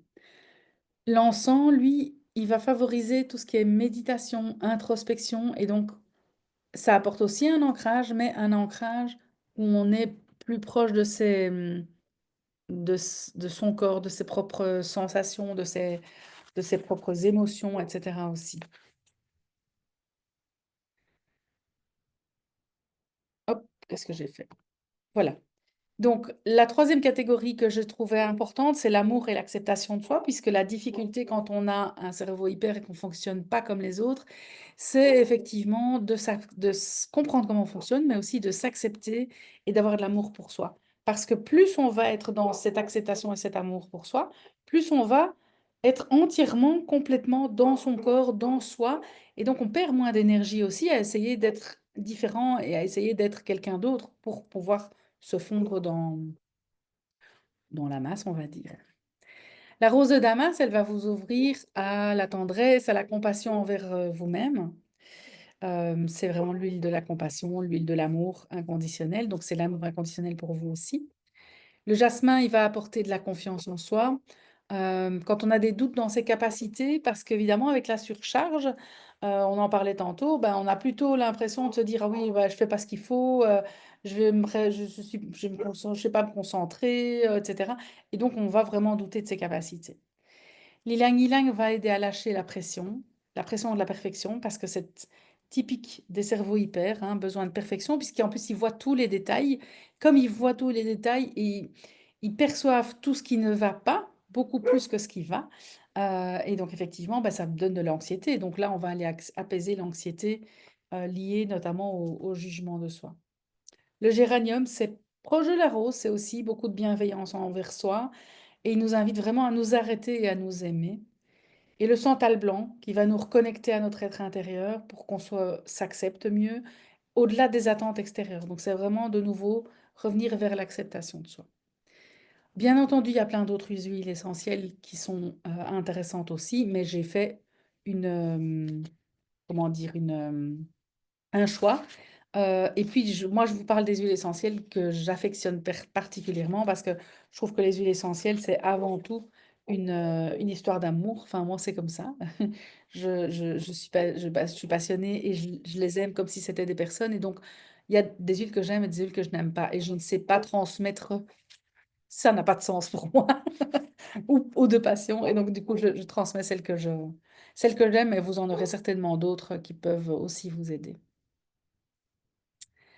Alors, le reset somatique, enfin, c'est ce que moi j'appelle, c'est tout ce qui est exercice somatique. Le reset somatique, c'est vraiment remettre son système nerveux à zéro. Euh, c'est retourner dans le corps et c'est vraiment ça qui va être la clé de votre régulation. On parle ici évidemment de la régulation du nerf vague, de la régulation du système nerveux autonome, qui est ce système nerveux qui est chez nous en suractivité. Euh, il faut écouter et libérer son corps de tout ce qui est stress, émotion, qui apporte des tensions, des douleurs, de l'épuisement, etc. Mais aussi, quand on a un cerveau hyper, on a un cerveau qui tourne tout le temps sur le mode sympathique, c'est-à-dire l'accélérateur. On a dans le système nerveux un accélérateur et un frein. L'accélérateur, c'est le système sympathique, le frein, c'est le système parasympathique. On doit alterner, et tout le monde alterne au fur et à mesure de la journée entre l'un et l'autre. Sauf qu'un cerveau hyper, il va être tout le temps sur cet accélérateur. Et le système parasympathique, donc le frein, il l'active très rarement. Et comme c'est des vases communicants, ces deux systèmes-là, ben, plus un fonctionne, moins l'autre fonctionne. Et donc, un cerveau hyper, il va tout le temps, toute la journée, être en hyperactivité. L'hyperactivité n'est pas que physique, elle est aussi mentale. Donc, même quand vous vous arrêtez, ben, votre cerveau ne s'arrête pas. Comme votre cerveau ne s'arrête pas, vous êtes toujours en mode sympathique. Du coup, vous brûlez beaucoup plus de carburant, vous vous épuisez beaucoup plus, vous allez dans vos ressources. Je suis désolée, il y a une mouche qui passe toujours devant, devant ma caméra. Vous consommez beaucoup plus, vous vous épuisez beaucoup plus parce que vous n'allez jamais dans le repos. Et en général, un cerveau hyper, l'habitude de fonctionner hyper toute la journée et puis il espérerait qu'à la fin de la journée, c'est le parasympathique qui prenne le relais pour se calmer. Mais non, en fait, ça ne marche pas comme ça. Parce qu'en plus, du coup, vous allez vraiment aller puiser dans toutes vos réserves parce que vous fonctionnez, vous fonctionnez, vous fonctionnez. C'est comme un GSM qu'on ne charge jamais et donc on veut charger 5 minutes et puis ben, c'est jamais assez évidemment. Du coup, c'est important de pouvoir au cours de la journée aussi s'arrêter pour aller activer ce système parasympathique. Et là, souvent, il faut de l'aide parce que dans un fonctionnement hyper, le cerveau, le système parasympathique ne va pas se mettre en route aussi souvent qu'il devrait de manière autonome.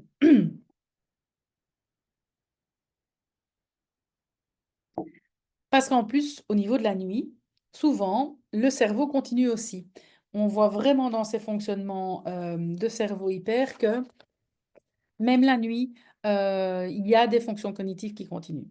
Nombre de fois où moi je me réveille avec une idée parce que bah, j'ai rêvé de cette idée où c'est venu comme ça, ben, effectivement, même la nuit, le cerveau fonctionne. On voit vraiment dans les tests du sommeil, etc., et dans le fonctionnement du système nerveux et du cerveau, que les cerveaux hyper, ce sont des personnes qui vont beaucoup moins que les cerveaux typiques en sommeil profond, mais qui ont beaucoup plus de phases de sommeil paradoxal, parce qu'il y a toujours ce fonctionnement qui continue. Le mouvement, la respiration, l'interoception, ça va participer à cette libération du corps. L'interoception, c'est le fait de pouvoir revenir à l'intérieur de son corps et sentir tout ce qui se passe à l'intérieur de votre corps, en fait, quoi. Excusez-moi, je m'embête. Alors, comment est-ce que moi je pratique ce reset somatique? Le reset somatique, alors moi je fais des séances, enfin je fais des séances avec mes patients, mais je fais des petits groupes, des mini-groupes de 4 personnes où on travaille aussi en reset somatique sur des gros ballons. Les gros ballons qu'on appelle les Swiss balls, là, qui sont les ballons qu'on peut employer en yoga, etc. aussi, sur lesquels on peut s'asseoir et tout. Et en fait, on va aller utiliser avec ces gros ballons des balancements, des bercements, euh, du ralentissement, en fait. Et il n'y a pas que l'utilisation du ballon, il y a aussi des étirements, il y a de la musique, il y a des huiles essentielles, c'est une séance d'1 heure dans laquelle on va venir apprendre au système nerveux à revenir dans le calme, à revenir dans ce parasympathique pour pouvoir aller recharger le système nerveux. Et pourquoi je fais ça en séance d'1 heure? C'est parce que comme ça, on réapprend et on apprend carrément au système nerveux comment il va faire, comment il doit faire. Ça veut dire que vous, à la maison, vous pouvez aussi utiliser ça. Moi, je fais ces exercices-là environ tous les jours, voire tous les 2 jours maximum. Mais si je le fais pas tous les jours, je sens que c'est pas, je sens que j'en ai vraiment besoin. Parce qu'en fait, on va éduquer votre système nerveux à y retourner beaucoup plus rapidement. C'est-à-dire qu'on va le faire, nous, 2 fois par mois en général. Je- Pas plus, parce qu'il faut vraiment laisser il y a beaucoup de choses qui se passent dans ces séances-là, et donc il faut laisser le temps entre. Et en fait, à la maison, ben, les personnes, elles refont ces exercices-là à leur rythme, à leur aise, avec vraiment juste cet objectif de revenir dans le parasympathique, de revenir dans son corps, de calmer le système nerveux. Et au fur et à mesure, moi maintenant, je prends mon ballon, je me mets dessus, je commence déjà à bailler parce que mon système nerveux est éduqué, il a compris, il sait que si je prends mon ballon, c'est un moment de détente. Et donc, hop, me mets à peine sur mon ballon, je commence un peu à me balancer, donc de manière couchée, donc dessus. Et directement, il s'apaise. On peut le faire de manière enfin, assise. Tous les balancements, si vous n'avez pas de gros ballon, vous pouvez vous balancer si vous avez une balancelle. Vous pouvez vous balancer si vous avez une chaise à bascule. Vous pouvez vous balancer avec un petit ballon entre les jambes, par exemple, entre les genoux, quand vous êtes couché dans votre lit, et vous balancez un petit peu comme ça. Enfin, il y a plein de techniques qu'on peut apprendre avec les ballons pour aller vraiment apaiser ce système nerveux. Tout ce qui est étirement, ça va être super important, super intéressant aussi, parce qu'on va aussi amener de nouveau cet apaisement au niveau du système nerveux. Au niveau des insomnies, ça marche, en tout cas pour moi, mais pour mes patientes, ça marche très très bien aussi. Même en pleine nuit. Moi, cette nuit, ben, à 4 heures du matin, c'était comme si je te réveillais en plein jour et je dis non, ça va pas aller, il faut que j'ai du boulot, il faut que je dors. J'ai pris mon ballon dans mon lit, je me suis balancée un peu dans mon lit, j'ai fait 2, 3 étirements sur mon ballon et je me suis rendormie jusqu'à 8 heures du matin, sans aucun problème. Alors qu'effectivement, j'ai quand même régulièrement des problèmes d'insomnie puisque ben, ça mouline tout le temps. Tout ce qui est respiration, évidemment, la respiration, c'est hyper intéressant, hyper important. Et là, vous allez regarder tous les exercices de respiration que vous voulez. La respiration abdominale, évidemment, c'est une des plus intéressantes parce que on va vraiment aller travailler avec le diaphragme qui va venir bouger avec cette respiration puisqu'on va gonfler les poumons en gonflant le ventre et donc le diaphragme va descendre. Et le diaphragme, bah, c'est toute cette zone-là qui en général est très comprimée et serrée quand en tant que bonne hypersensible, on va bloquer les émotions et donc en fait, on arrête de respirer aussi ou on respire très très haut. Et là, en fait, ces exercices-là vont permettre d'aller masser vos organes, d'aller masser, d'aller faire bouger ce diaphragme et donc ça va faire bouger les émotions aussi. Et simplement, alors, c'est pas qu'elles vont sortir spécialement, ça peut, mais ça peut aussi vraiment venir les calmer parce que, en fait, quand vous remettez du mouvement dans une émotion, elle a la possibilité de bouger et de sortir. Et donc, ça va vraiment vous apaiser aussi. Il y a d'autres exercices de type shaking. Vous pouvez shaker tout votre corps. Il y a des massages d'oreilles qui sont intéressants. Il y a le focus sur quelque chose, mais ça, c'est plus quand on est en moment d'angoisse ou d'anxiété. On va sortir son portefeuille, on va sortir tout ce qu'il y a dedans en nommant les choses.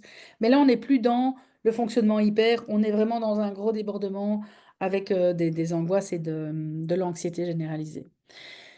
Mais les fonctionnements hyper amènent à cette angoisse généralisée ou à ces troubles anxieux généralisés parce que comme on surcharge son système nerveux, on n'est plus en état de gérer ce qui arrive par moment quand on est dans cet épuisement. Est-ce que vous avez des questions par rapport à ça ou c'est OK? Non, c'est ok. Merci. Je partage sur les réseaux régulièrement des petits tips hein, et voilà, des idées de comment faire pour calmer son système nerveux. Ça marche aussi bien pour les personnes angoissées que pour les personnes qui ont un fonctionnement hyper, donc n'hésitez pas à regarder. Mais moi, j'ai regardé, excuse-moi de t'interrompre, Muriel, j'ai Oui, regardé, ça m'a aidé pour les anxiétés, j'en ai beaucoup en ce moment. oui. Et donc, j'ai fait le portefeuille, j'ai fait les objets. Ok, Et franchement, je trouve ça intéressant. Je cherchais justement allez, des petits trucs oui. pour justement calmer bon, la respiration aussi. Mais étonnamment, moi, ce qui m'a bien aimé, c'est le shaking quand c'est possible, parce que parfois, tu sais, ça t'arrive comme ça, tu sais pas toujours tout. Et c'est vrai que le fait Non. de nommer les choses, le portefeuille ou autre, enfin, ce que tu peux nommer, ton attention, ça m'a pas mal aidé, quoi. Donc, je Ah, vais te top. dire merci, du coup, par rapport à ça. Très bien. Mais merci pour ton retour parce que c'est toujours Oui, très... Évidemment, les réseaux, c'est comme ça, on ne sait pas toujours ben si non, on peut aider des personnes et ça me tout à fait fait. vraiment plaisir de voir que ça aide. Oui, J'ai eu un ou deux retours aussi comme ça de personnes qui m'ont dit oui, j'ai testé. Même quelqu'un ouais. qui avait juste envie de tester comme ça, qui n'était pas anxieux, mais il avait envie de tester. Donc, Et c'est vrai voilà, que c'est chouette. enfin, je dirais, du coup, j'avais entendu une autre technique qui est le 5-4-3-2-1, mais par Oui, rapport à tes sens, 5 choses que tu vois, des choses c'est que tu ça, entends oui. et tout. Et en fait, c'est vraiment le fait de comme tu dis, cette C'est le focus, introspection finalement. c'est Et ça. donc ça fait du bien. Donc merci à toi, c'est très, très bien. Et les huiles Super, merci. essentielles aussi, parce que moi, je suis beaucoup à l'orange douce, ça Oui, j'aime beaucoup. Ylang-ylang aussi, et petit grain. Donc voilà, je les utilise top. aussi. C'est vrai que tu as raison, l'olfactif, en fait, est Oui, très hein, puissant. Donc ça oui, marche très, très bien. clairement, ouais, clairement. Alors, un cerveau hyper, c'est un cerveau qui est beaucoup plus gourmand. C'est-à-dire que il va consommer beaucoup plus de carburant, il va consommer beaucoup plus de nutriments. Euh, c'est normal, hein. Si vous avez une Ferrari qui passe de 0 à 100 en 3 secondes, vous allez dépenser votre essence, ça va être du 40 litres, 50 litres au 100. Peut-être plus, hein, j'en sais rien, je m'y connais pas du tout en Ferrari. Malheureusement, non, enfin, bon, j'aime pas de toute façon, donc c'est pas grave. Mais si vous avez une Peugeot, pour aller de 0 à 100, vous allez mettre, je ne sais même pas combien de secondes, mais à mon avis, quand même une vingtaine. Et donc là, vous allez peut-être consommer 20 litres au 100. Votre cerveau, c'est la même chose. Un cerveau qui consomme autant d'activité, qui a autant d'activité au niveau neuronal, donc c'est vraiment du circuit électrique de votre cerveau dont on parle, ben, ce cerveau, il va consommer beaucoup plus de nutriments qu'un autre. Ça veut dire que les carences sont beaucoup plus fréquentes. Ça augmente la fatigue, ça augmente l'anxiété, le brouillard mental. Quand on a des carences en minéraux et en vitamines, euh, le système nerveux n'est pas optimum et ça amène vraiment de la difficulté de concentration, ça amène de l'épuisement, de la fatigue, du stress, etc. Donc évidemment, une alimentation riche en vitamines, en minéraux, en acides aminés est indispensable. Ça veut dire que, aux grand dames des végétariens, moi j'ai été obligée d'augmenter ma part de protéines parce que qu'est-ce qu'on consomme? On consomme de la dopamine, on consomme de l'adrénaline, du cortisol, etc. Mais la dopamine, la noradrénaline, etc., c'est à la base, enfin,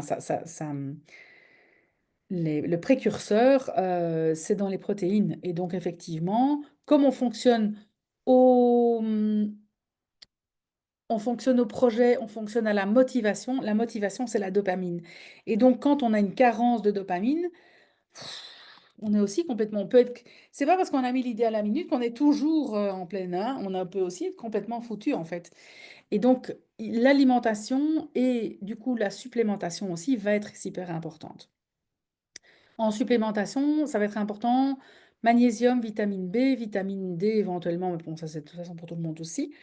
Tryptophane parce que c'est le précurseur de la sérotonine. La sérotonine, c'est aussi une hormone qu'on consomme énormément quand on a un cerveau hyper. La tyrosine, ça va être le précurseur de la dopamine, donc hyper important. Et le GABA, ça va être ce qui va vous permettre de calmer le mental. Lui, il va venir activer le frein. Et donc, en général, on manque de GABA et donc c'est ce qui fait que la nuit, on ne sait pas non plus arrêter ce système nerveux. Je ne donne pas plus d'informations que ça parce qu'on ne fait pas de la complémentation sans être aidé. Parce alors on peut tous prendre du magnésium, voilà, mais à la dose, il faut voir, il n'y a pas de risque avec le magnésium, mais si vous n'êtes pas épuisé, vous pouvez prendre la dose minimale, entre guillemets, Mais bon, en général, on est tous hyper stressés et hyper dans l'hyperfonction et donc on fait fuir le magnésium par les urines. Donc en général, c'est plutôt dans la fourchette haute de ce qu'on peut prendre, qu'on va consommer. La vitamine B avec le magnésium, c'est vraiment ce qui va apaiser votre système nerveux. Tryptophane, c'est ce qui va permettre la sérotonine. Et la sérotonine, c'est ce qui va permettre d'activer la mélatonine. Et la mélatonine, c'est l'hormone du cycle circadien qui va nous permettre de dormir. Euh, donc tout ça, c'est vraiment la base, mais il faut vraiment vous faire aider ou vous faire accompagner par une naturopathe, par une nutrithérapeute ou un médecin fonctionnel. Quand il n'y a pas de grosses carences, on peut faire ça. C'est toujours intéressant sinon de faire des grosses prises de sang. Alors ici en Belgique, c'est les laboratoires LIMS qui font les meilleures prises de sang. Et donc tous les médecins fonctionnels ou nutrithérapeutes en général, ils passent par eux. Céline, en Suisse, toi, je ne sais pas qu'est-ce que tu as comme. Enfin, j'imagine que vous êtes aussi à la pointe là-dedans, hein, même peut-être même plus que chez nous. Donc voilà, vous faire accompagner, ça c'est intéressant. Quelqu'un qui voulait dire quelque chose par rapport à ça?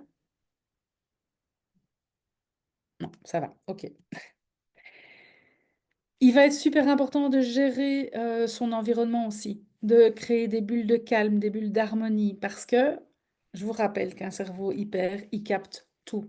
Donc, il va capter un environnement qui ne va participer, enfin, qui va pas apporter le calme ou le stress que vous avez besoin.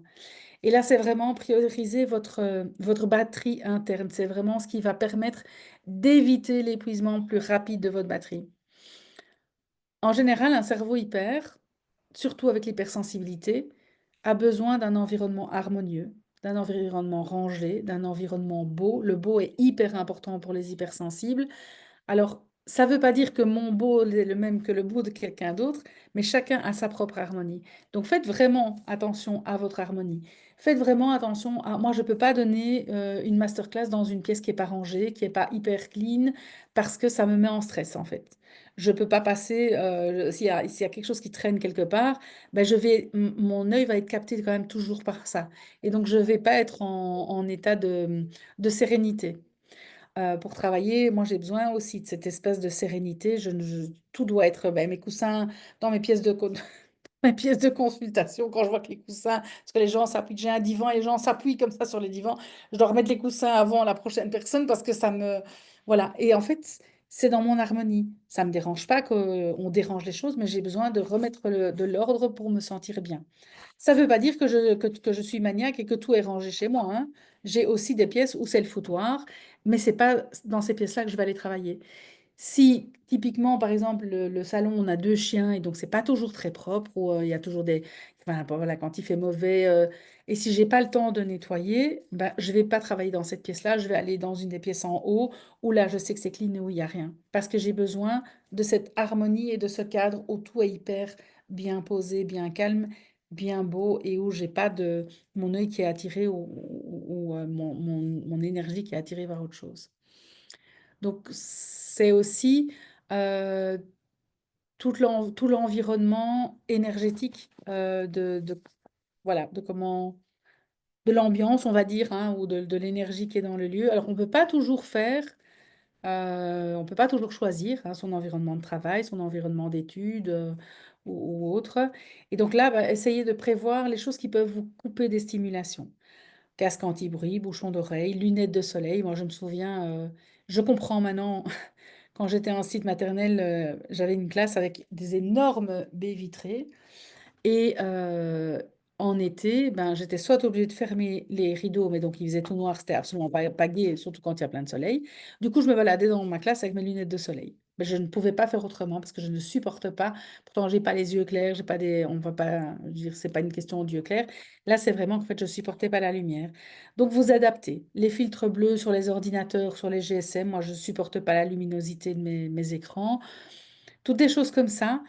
Euh, Parfois, ça va être dans un bureau, c'est peut-être pas très joli, ça ou ça. Ben, vous allez apporter ce que vous avez besoin pour que ce soit joli. Mettre une huile essentielle parce que vous allez vous apporter quelque chose en diffusion, du coup, hein, si vous êtes seul dans votre bureau et ou que ça dérange pas les autres collègues. Voilà, de vous mettre, de vous créer du beau quelque part, de vous créer ce que vous avez besoin. Ça parle aussi des micro-pauses toutes les heures. pour pouvoir alterner dans cet état du système nerveux. Moi, je sais que j'ai tendance à bosser 4-5 heures sans réfléchir, sans réfléchir, sans m'arrêter si je suis sur un truc focus. Par contre, du coup, ce que je fais, c'est que j'ai des petits time blocks qui sont des petites minuteries qu'on tourne. Et en les tournant, en fonction du chiffre qu'il y a sur la face, par exemple, ben, je vais mettre un time block d'une heure. Au bout d'une heure, ça va sonner. Je vais mettre 5 minutes de pause et je vais me lever, aller boire mon café, aller boire un verre d'eau, aller mettre mes pieds dans l'herbe. Voilà, quelque chose qui me ressource, quelque chose qui me fait du bien. Et ça, je dirais que même au bureau, ben, alors, c'est pas toujours facile d'aller dans un endroit du coup où vous pouvez être bien, mais essayez de trouver ce qui vous permet de vous arrêter et de juste en fait le faire le switch entre mon cerveau qui mouline et ok, stop, ça s'arrête.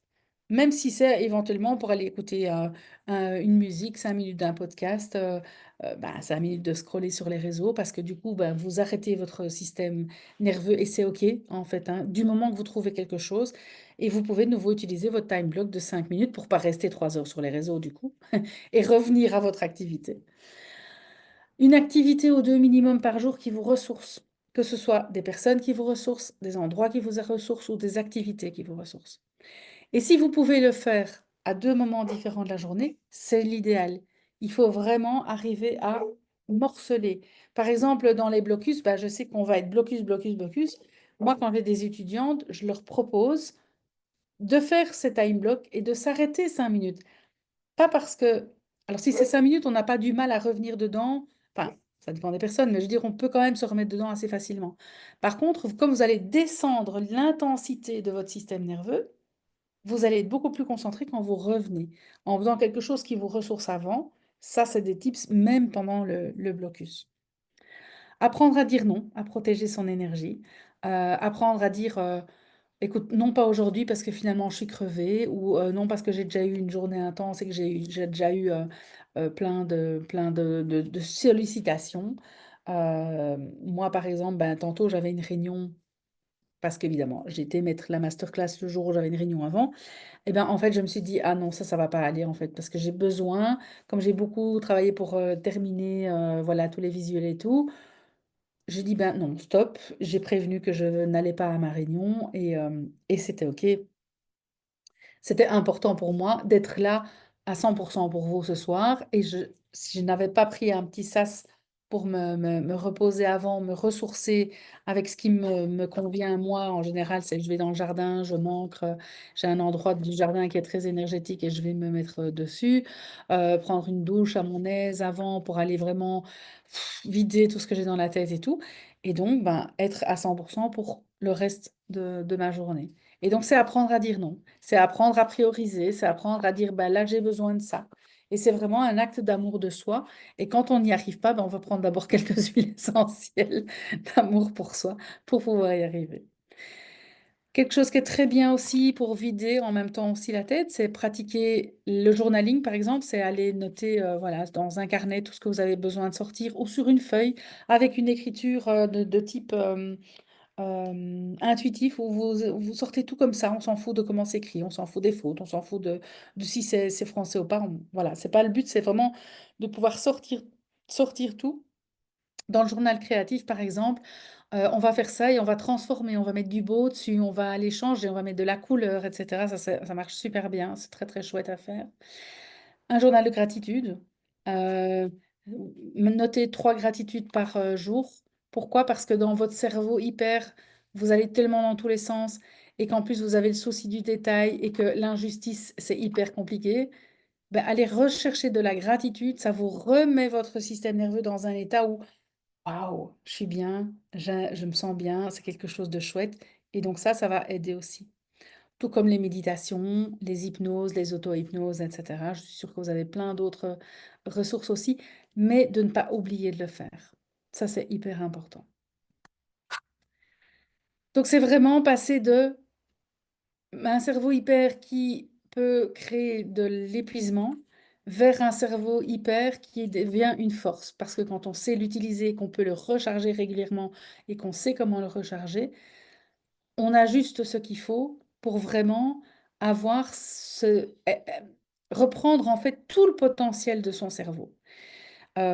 Et c'est ça qui va vous permettre d'apprendre à piloter vraiment cette intensité que vous avez et de transformer tout ce potentiel et même du coup les failles que ça comporte en force créative, en force d'empathie et de performance vraiment durable. Alors, je vais vous demander de me dire, dans tout ce qu'on a dit aujourd'hui, quel sera votre prochain pas. Vous pouvez choisir une seule chose que vous vous engagez à mettre en place cette semaine.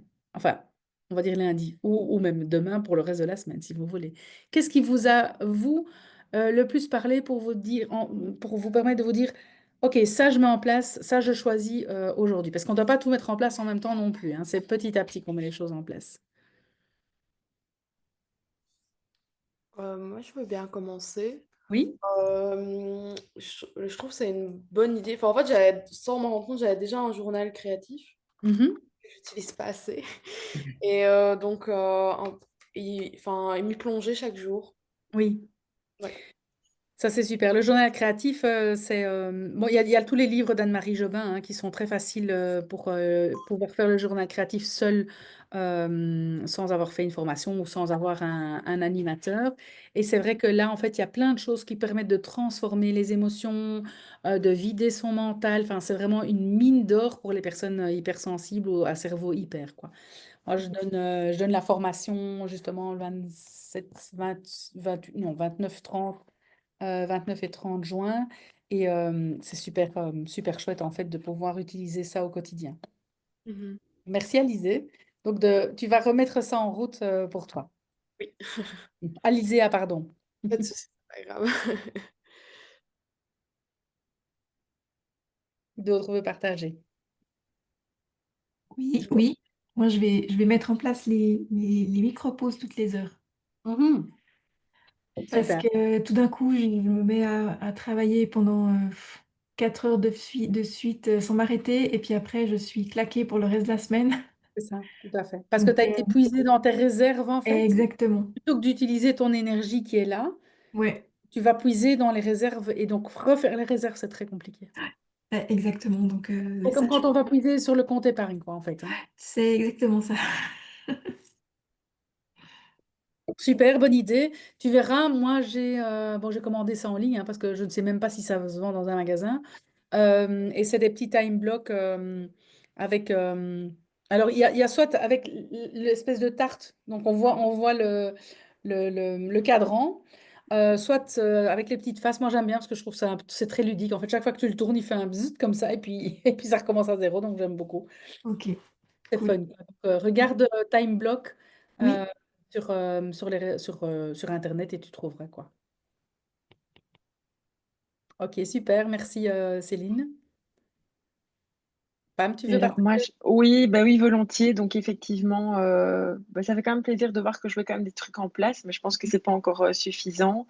Moi, les micro-pots, j'ai un peu peur parce qu'après, moi, elles sont pas souvent micro, donc j'ai toujours peur après de partir trop loin, même si je suis Peut-être d'accord qu'avec avec Céline. teste peut-être avec le time block alors du coup parce que tu Oui, peux mettre oui, t'as raison. tu peux mettre un timer pour Ouais. 5 minutes ou, Parce que ou, je ou l'ai en 30 plus, ouais, on l'a taille timer pour ma fille et je t'avoue et que par voilà. exemple dans la salle de bain, ben, on se met un quart d'heure pour pas partir dans tout.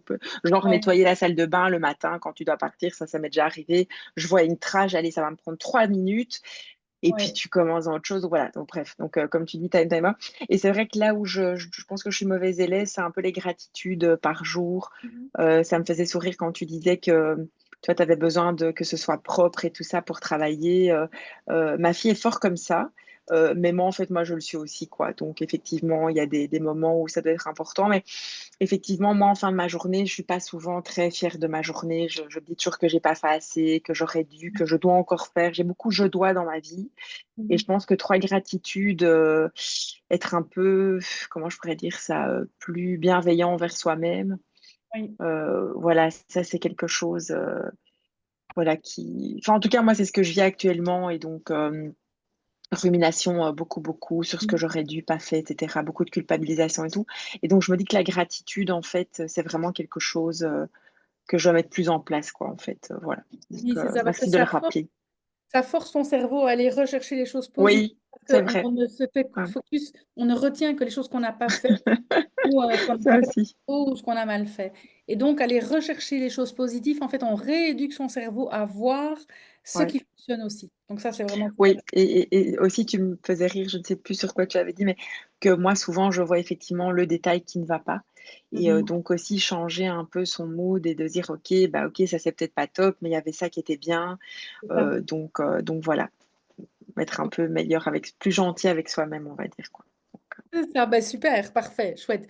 Vous me Merci à donnerez toi, des c'était très nouvelles. chouette. Merci pour Vous me l'échange donnerez des aussi. nouvelles, hein, toutes les trois de Oui, que vous avez fait. Alors, avant de voir si vous avez encore quelques questions ou autres, je voulais vous présenter aussi bah, les accompagnements que je fais, spécifiques pour les personnes à cerveau hyper. Donc, il y a le chemin professionnel aligné authentique. Là, on est plus dans un accompagnement vraiment professionnel, souvent pour les entrepreneurs atypiques, mais pas seulement, hein. Ça peut être les personnes qui sont en recherche de chemin professionnel et ça peut être les personnes qui n'ont pas encore passé le cap d'être entrepreneurs et qui pensent qu'ils n'y arriveront pas parce qu'ils sont atypiques. Et je suis la preuve ouais, vivante que ça marche quand même et qu'on peut vraiment très bien réussir en tant qu'entrepreneur ou entrepreneuse, je ne sais jamais comment est-ce qu'on dit, avec un cerveau atypique parce qu'il y a vraiment toute une force justement. Et quand on a un cerveau atypique, je pense qu'on a tellement de choses à donner au monde en tout cas à ceux qui veulent, ben, c'est l'occasion de le faire quand on peut le faire. Donc cet accompagnement, c'est 6 mois. Il y a une analyse profonde de la personnalité, du mode d'emploi.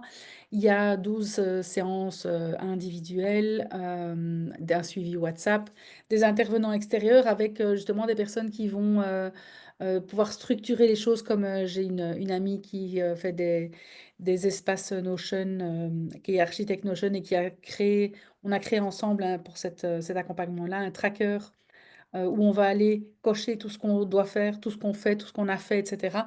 Pour se permettre de voir ce qu'on a fait, se permettre de voir qu'on n'oublie pas de prendre du temps pour soi, se permettre de, quand on a l'impression qu'on n'a rien fait toute la journée, d'aller voir, en fait, ah oui, il y a eu tout ça qui a été fait.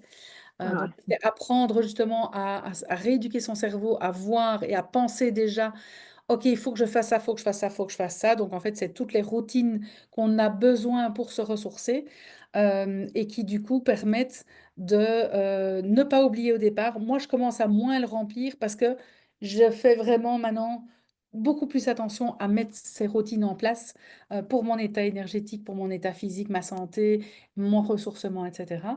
Mais c'est aussi, par exemple, quand on travaille avec, dans tous les sens, on répond à un mail, puis à un SMS, et puis, pardon, un message sur les réseaux, et puis qu'en même temps, on poste quelque chose. Enfin, je parle de moi, par exemple, typiquement, mhm, où je crée un truc, et puis en même temps, ah oui, il y a un mail qui arrive, donc je vais.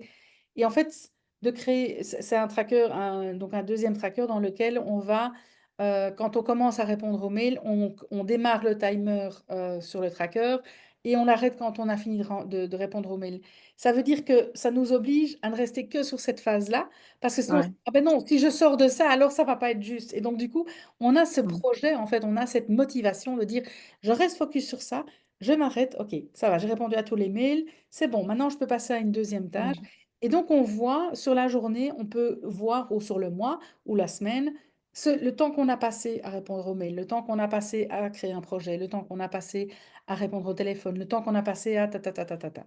Et c'est super intéressant de se rendre compte le temps qu'on passe à des choses importantes qu'on ne se rend pas compte qu'on fait parce que on va dans tous les sens, on a l'impression qu'on ne fait rien. Et c'est faux. ouais, ouais, ça c'est vrai, ouais, ça j'ai souvent. Oui, tout à fait. Donc, Ouais, voilà, il y a des intervenants extérieurs et chaque semaine, je vous envoie et je crée pour vous des hypnoses, des méditations et des relaxations personnalisées par rapport à votre personnalité, par rapport à vos besoins.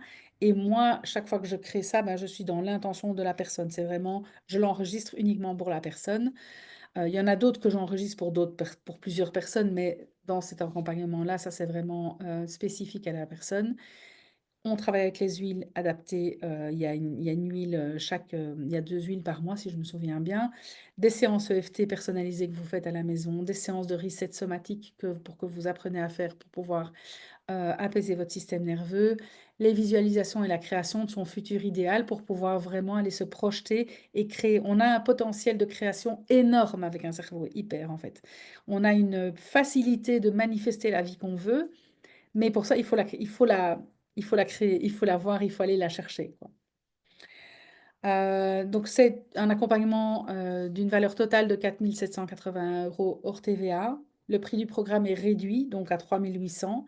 C'est un frais déductible 100% avec TVA récupérable puisque je suis en société. Et il y a différentes options de paiement.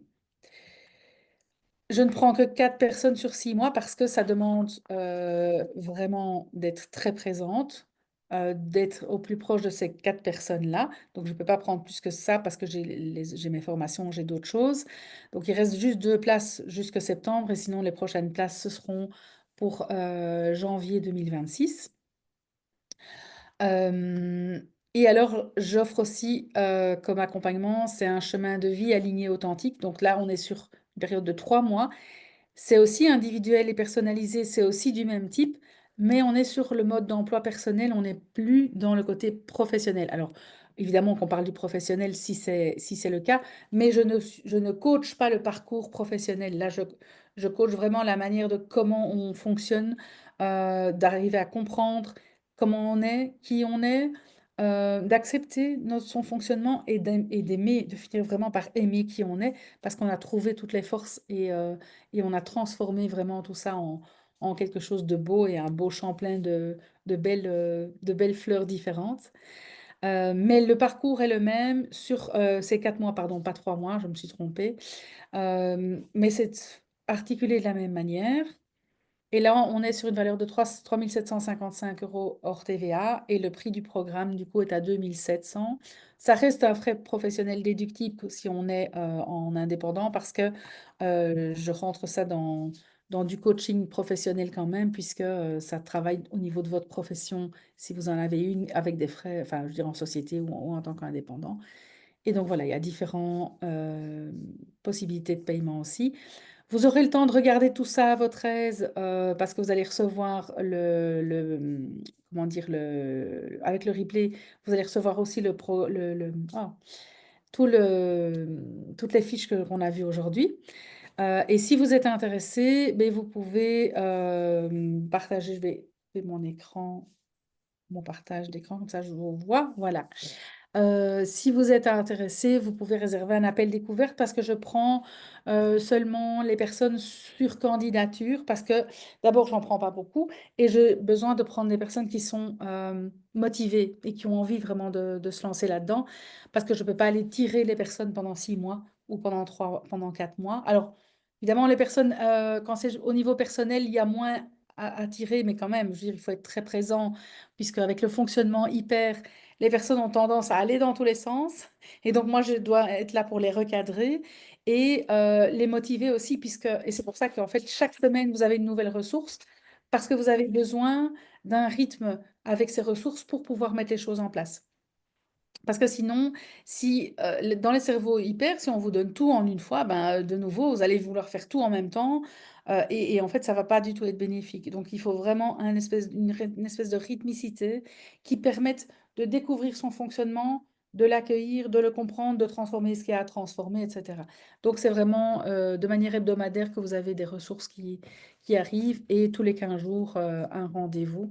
Et donc, du coup, ben voilà, je ne prends pas des personnes comme ça, enfin, je ne le vends pas en ligne, ce programme, c'est vraiment sur appel découverte parce que on voit ensemble d'abord si c'est un match et si je peux vraiment vous aider.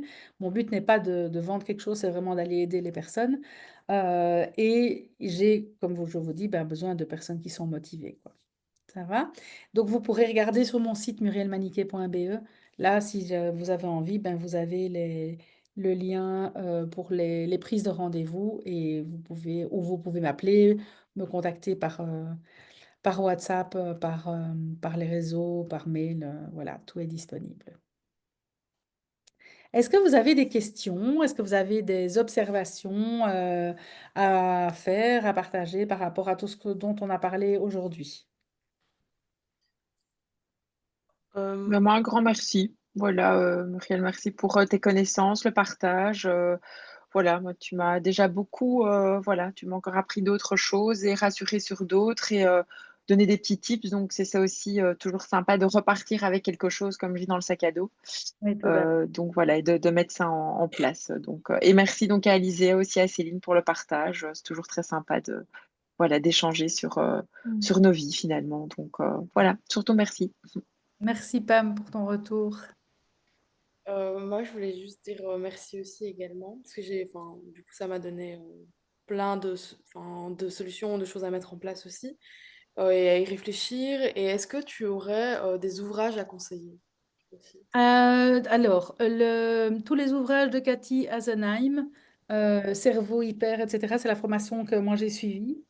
Ah, Euh, j'ai les bouquins, ouais, effectivement. oui, voilà, elle en a plusieurs et Ouais, j'aime la beaucoup deux, parce qu'en ouais. fait, elle a cette approche justement qui, moi, me correspondait exactement, parce que comme je suis naturopathe, bah, j'ai une approche holistique déjà de base et une neuropsy qui a cette approche vraiment globale, en fait, et intégrative des cerveaux hyper. Oui, voilà, super, merci de le montrer. On ne le voit pas bien. Tu ne Attends, vois pas bien, hein. Ouais, c'est pour l'écriture, parce qu'en fait, mais ça c'est ça. s'écrit donc ASNM, c'est Oui. A2SENHEIM.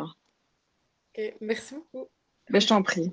Et c'est Mais tu vois, ça, je les les cerveaux ai, hyper, voilà. mais je Moi, les ai pas encore tout à fait lus. Voilà, ben oui, tu mais vois, ça, c'est typique. j'ai des Voilà. piles de bouquins comme ça que j'ai C'est pas lus. ça. Aussi, C'est ça. Tu vois, voilà, l'intention y est, on va le faire, mais voilà. Ouais, tout à fait. Mais c'est vrai qu'elle fait des chouettes formations Ouais, j'avais déjà, oui. aussi, et donc du coup, j'aimais vraiment bien son approche, et c'est elle qui m'a permis de mieux encore. Bah, c'est rassurant d'avoir aussi des auteurs, parce que c'est vrai que les Oui, bouquins, ça peut quand même toujours aider, les masterclass, ça complète, c'est mais ça, c'est vrai que c'est toujours gai de pouvoir aussi avoir comme une référence ou une première approche sous forme de lecture. Je trouve ça toujours oui, intéressant. tout à fait. Et alors, j'avais vu sur, oh, je ne sais plus, évidemment, j'ai pas retenu le nom, mais il y avait sur YouTube, je vais essayer de retrouver, parce que je l'ai mis dans mon espace. Attends, je vais regarder parce que je l'ai mis dans mon espace Notion, qui est mon deuxième cerveau, littéralement.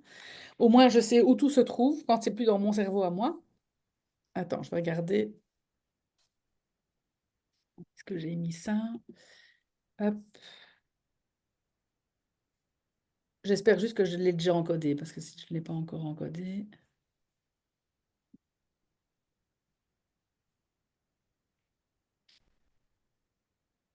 Non,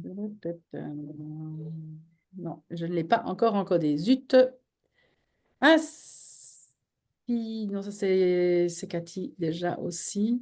Bon, mais je vais retrouver. Je ne l'ai pas encodé. J'aurais dû. Mais effectivement, il y a sur YouTube, il y a quelqu'un qui est très intéressant aussi. Mais voilà, vous pouvez regarder et en fait, fiez-vous à ce que vous ressentez. Si c'est quelque chose et si c'est quelqu'un où vous sentez, n'oubliez pas que vous avez une intuition de dingue, hein. Donc, si vous sentez que ça vous parle, ok. Si vous sentez que ça vous parle pas, ben, vous passez votre chemin. Ok. Il y a des podcasts qui sont intéressants aussi sur l'hypersensibilité, sur le haut potentiel ou sur le TDA, etc. Mais voilà, si tu m'envoies une fois un petit message, je suis en train de refaire un peu de la bibliothèque de mon Notion avec toutes les infos, donc je pourrais le partager avec plaisir. Ok, ça va. Il faut Merci. me le rappeler, parce qu'on oublie un peu tout. Pas de Ça souci. aussi, vive les notes. Tu vois, moi, c'est mes petites to-do list, tu vois, Oui. voilà, je suis encore papier, parce qu'avec le téléphone, j'aime moins, mais donc voilà, c'est des petits Ouais. outils que j'ai repris en me disant, ouais, je sais qu'on passe tout par la techno, etc., mais j'aime bien quand même avoir le papier, moi, ça me Oui, c'est structure ça, quand il faut même. sentir ce qu'on Ouais, tout à fait, ouais. moi, je perds les papiers après, je sais pas où je les mets, donc. Mais oui, mais moi aussi, hein, Muriel, ceci n'empêche pas, hein, tu vois, donc du coup, je refais encore une to-do list, tu vois, voilà, Voilà, c'est super, on a plein de to-do list. Ouais. c'est très gai.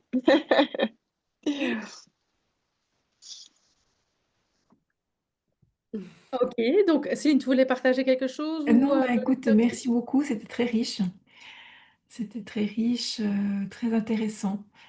J'ai encore appris des choses, ouais, c'était vraiment chouette. Donc, merci pour tout ce que tu nous as partagé ce soir.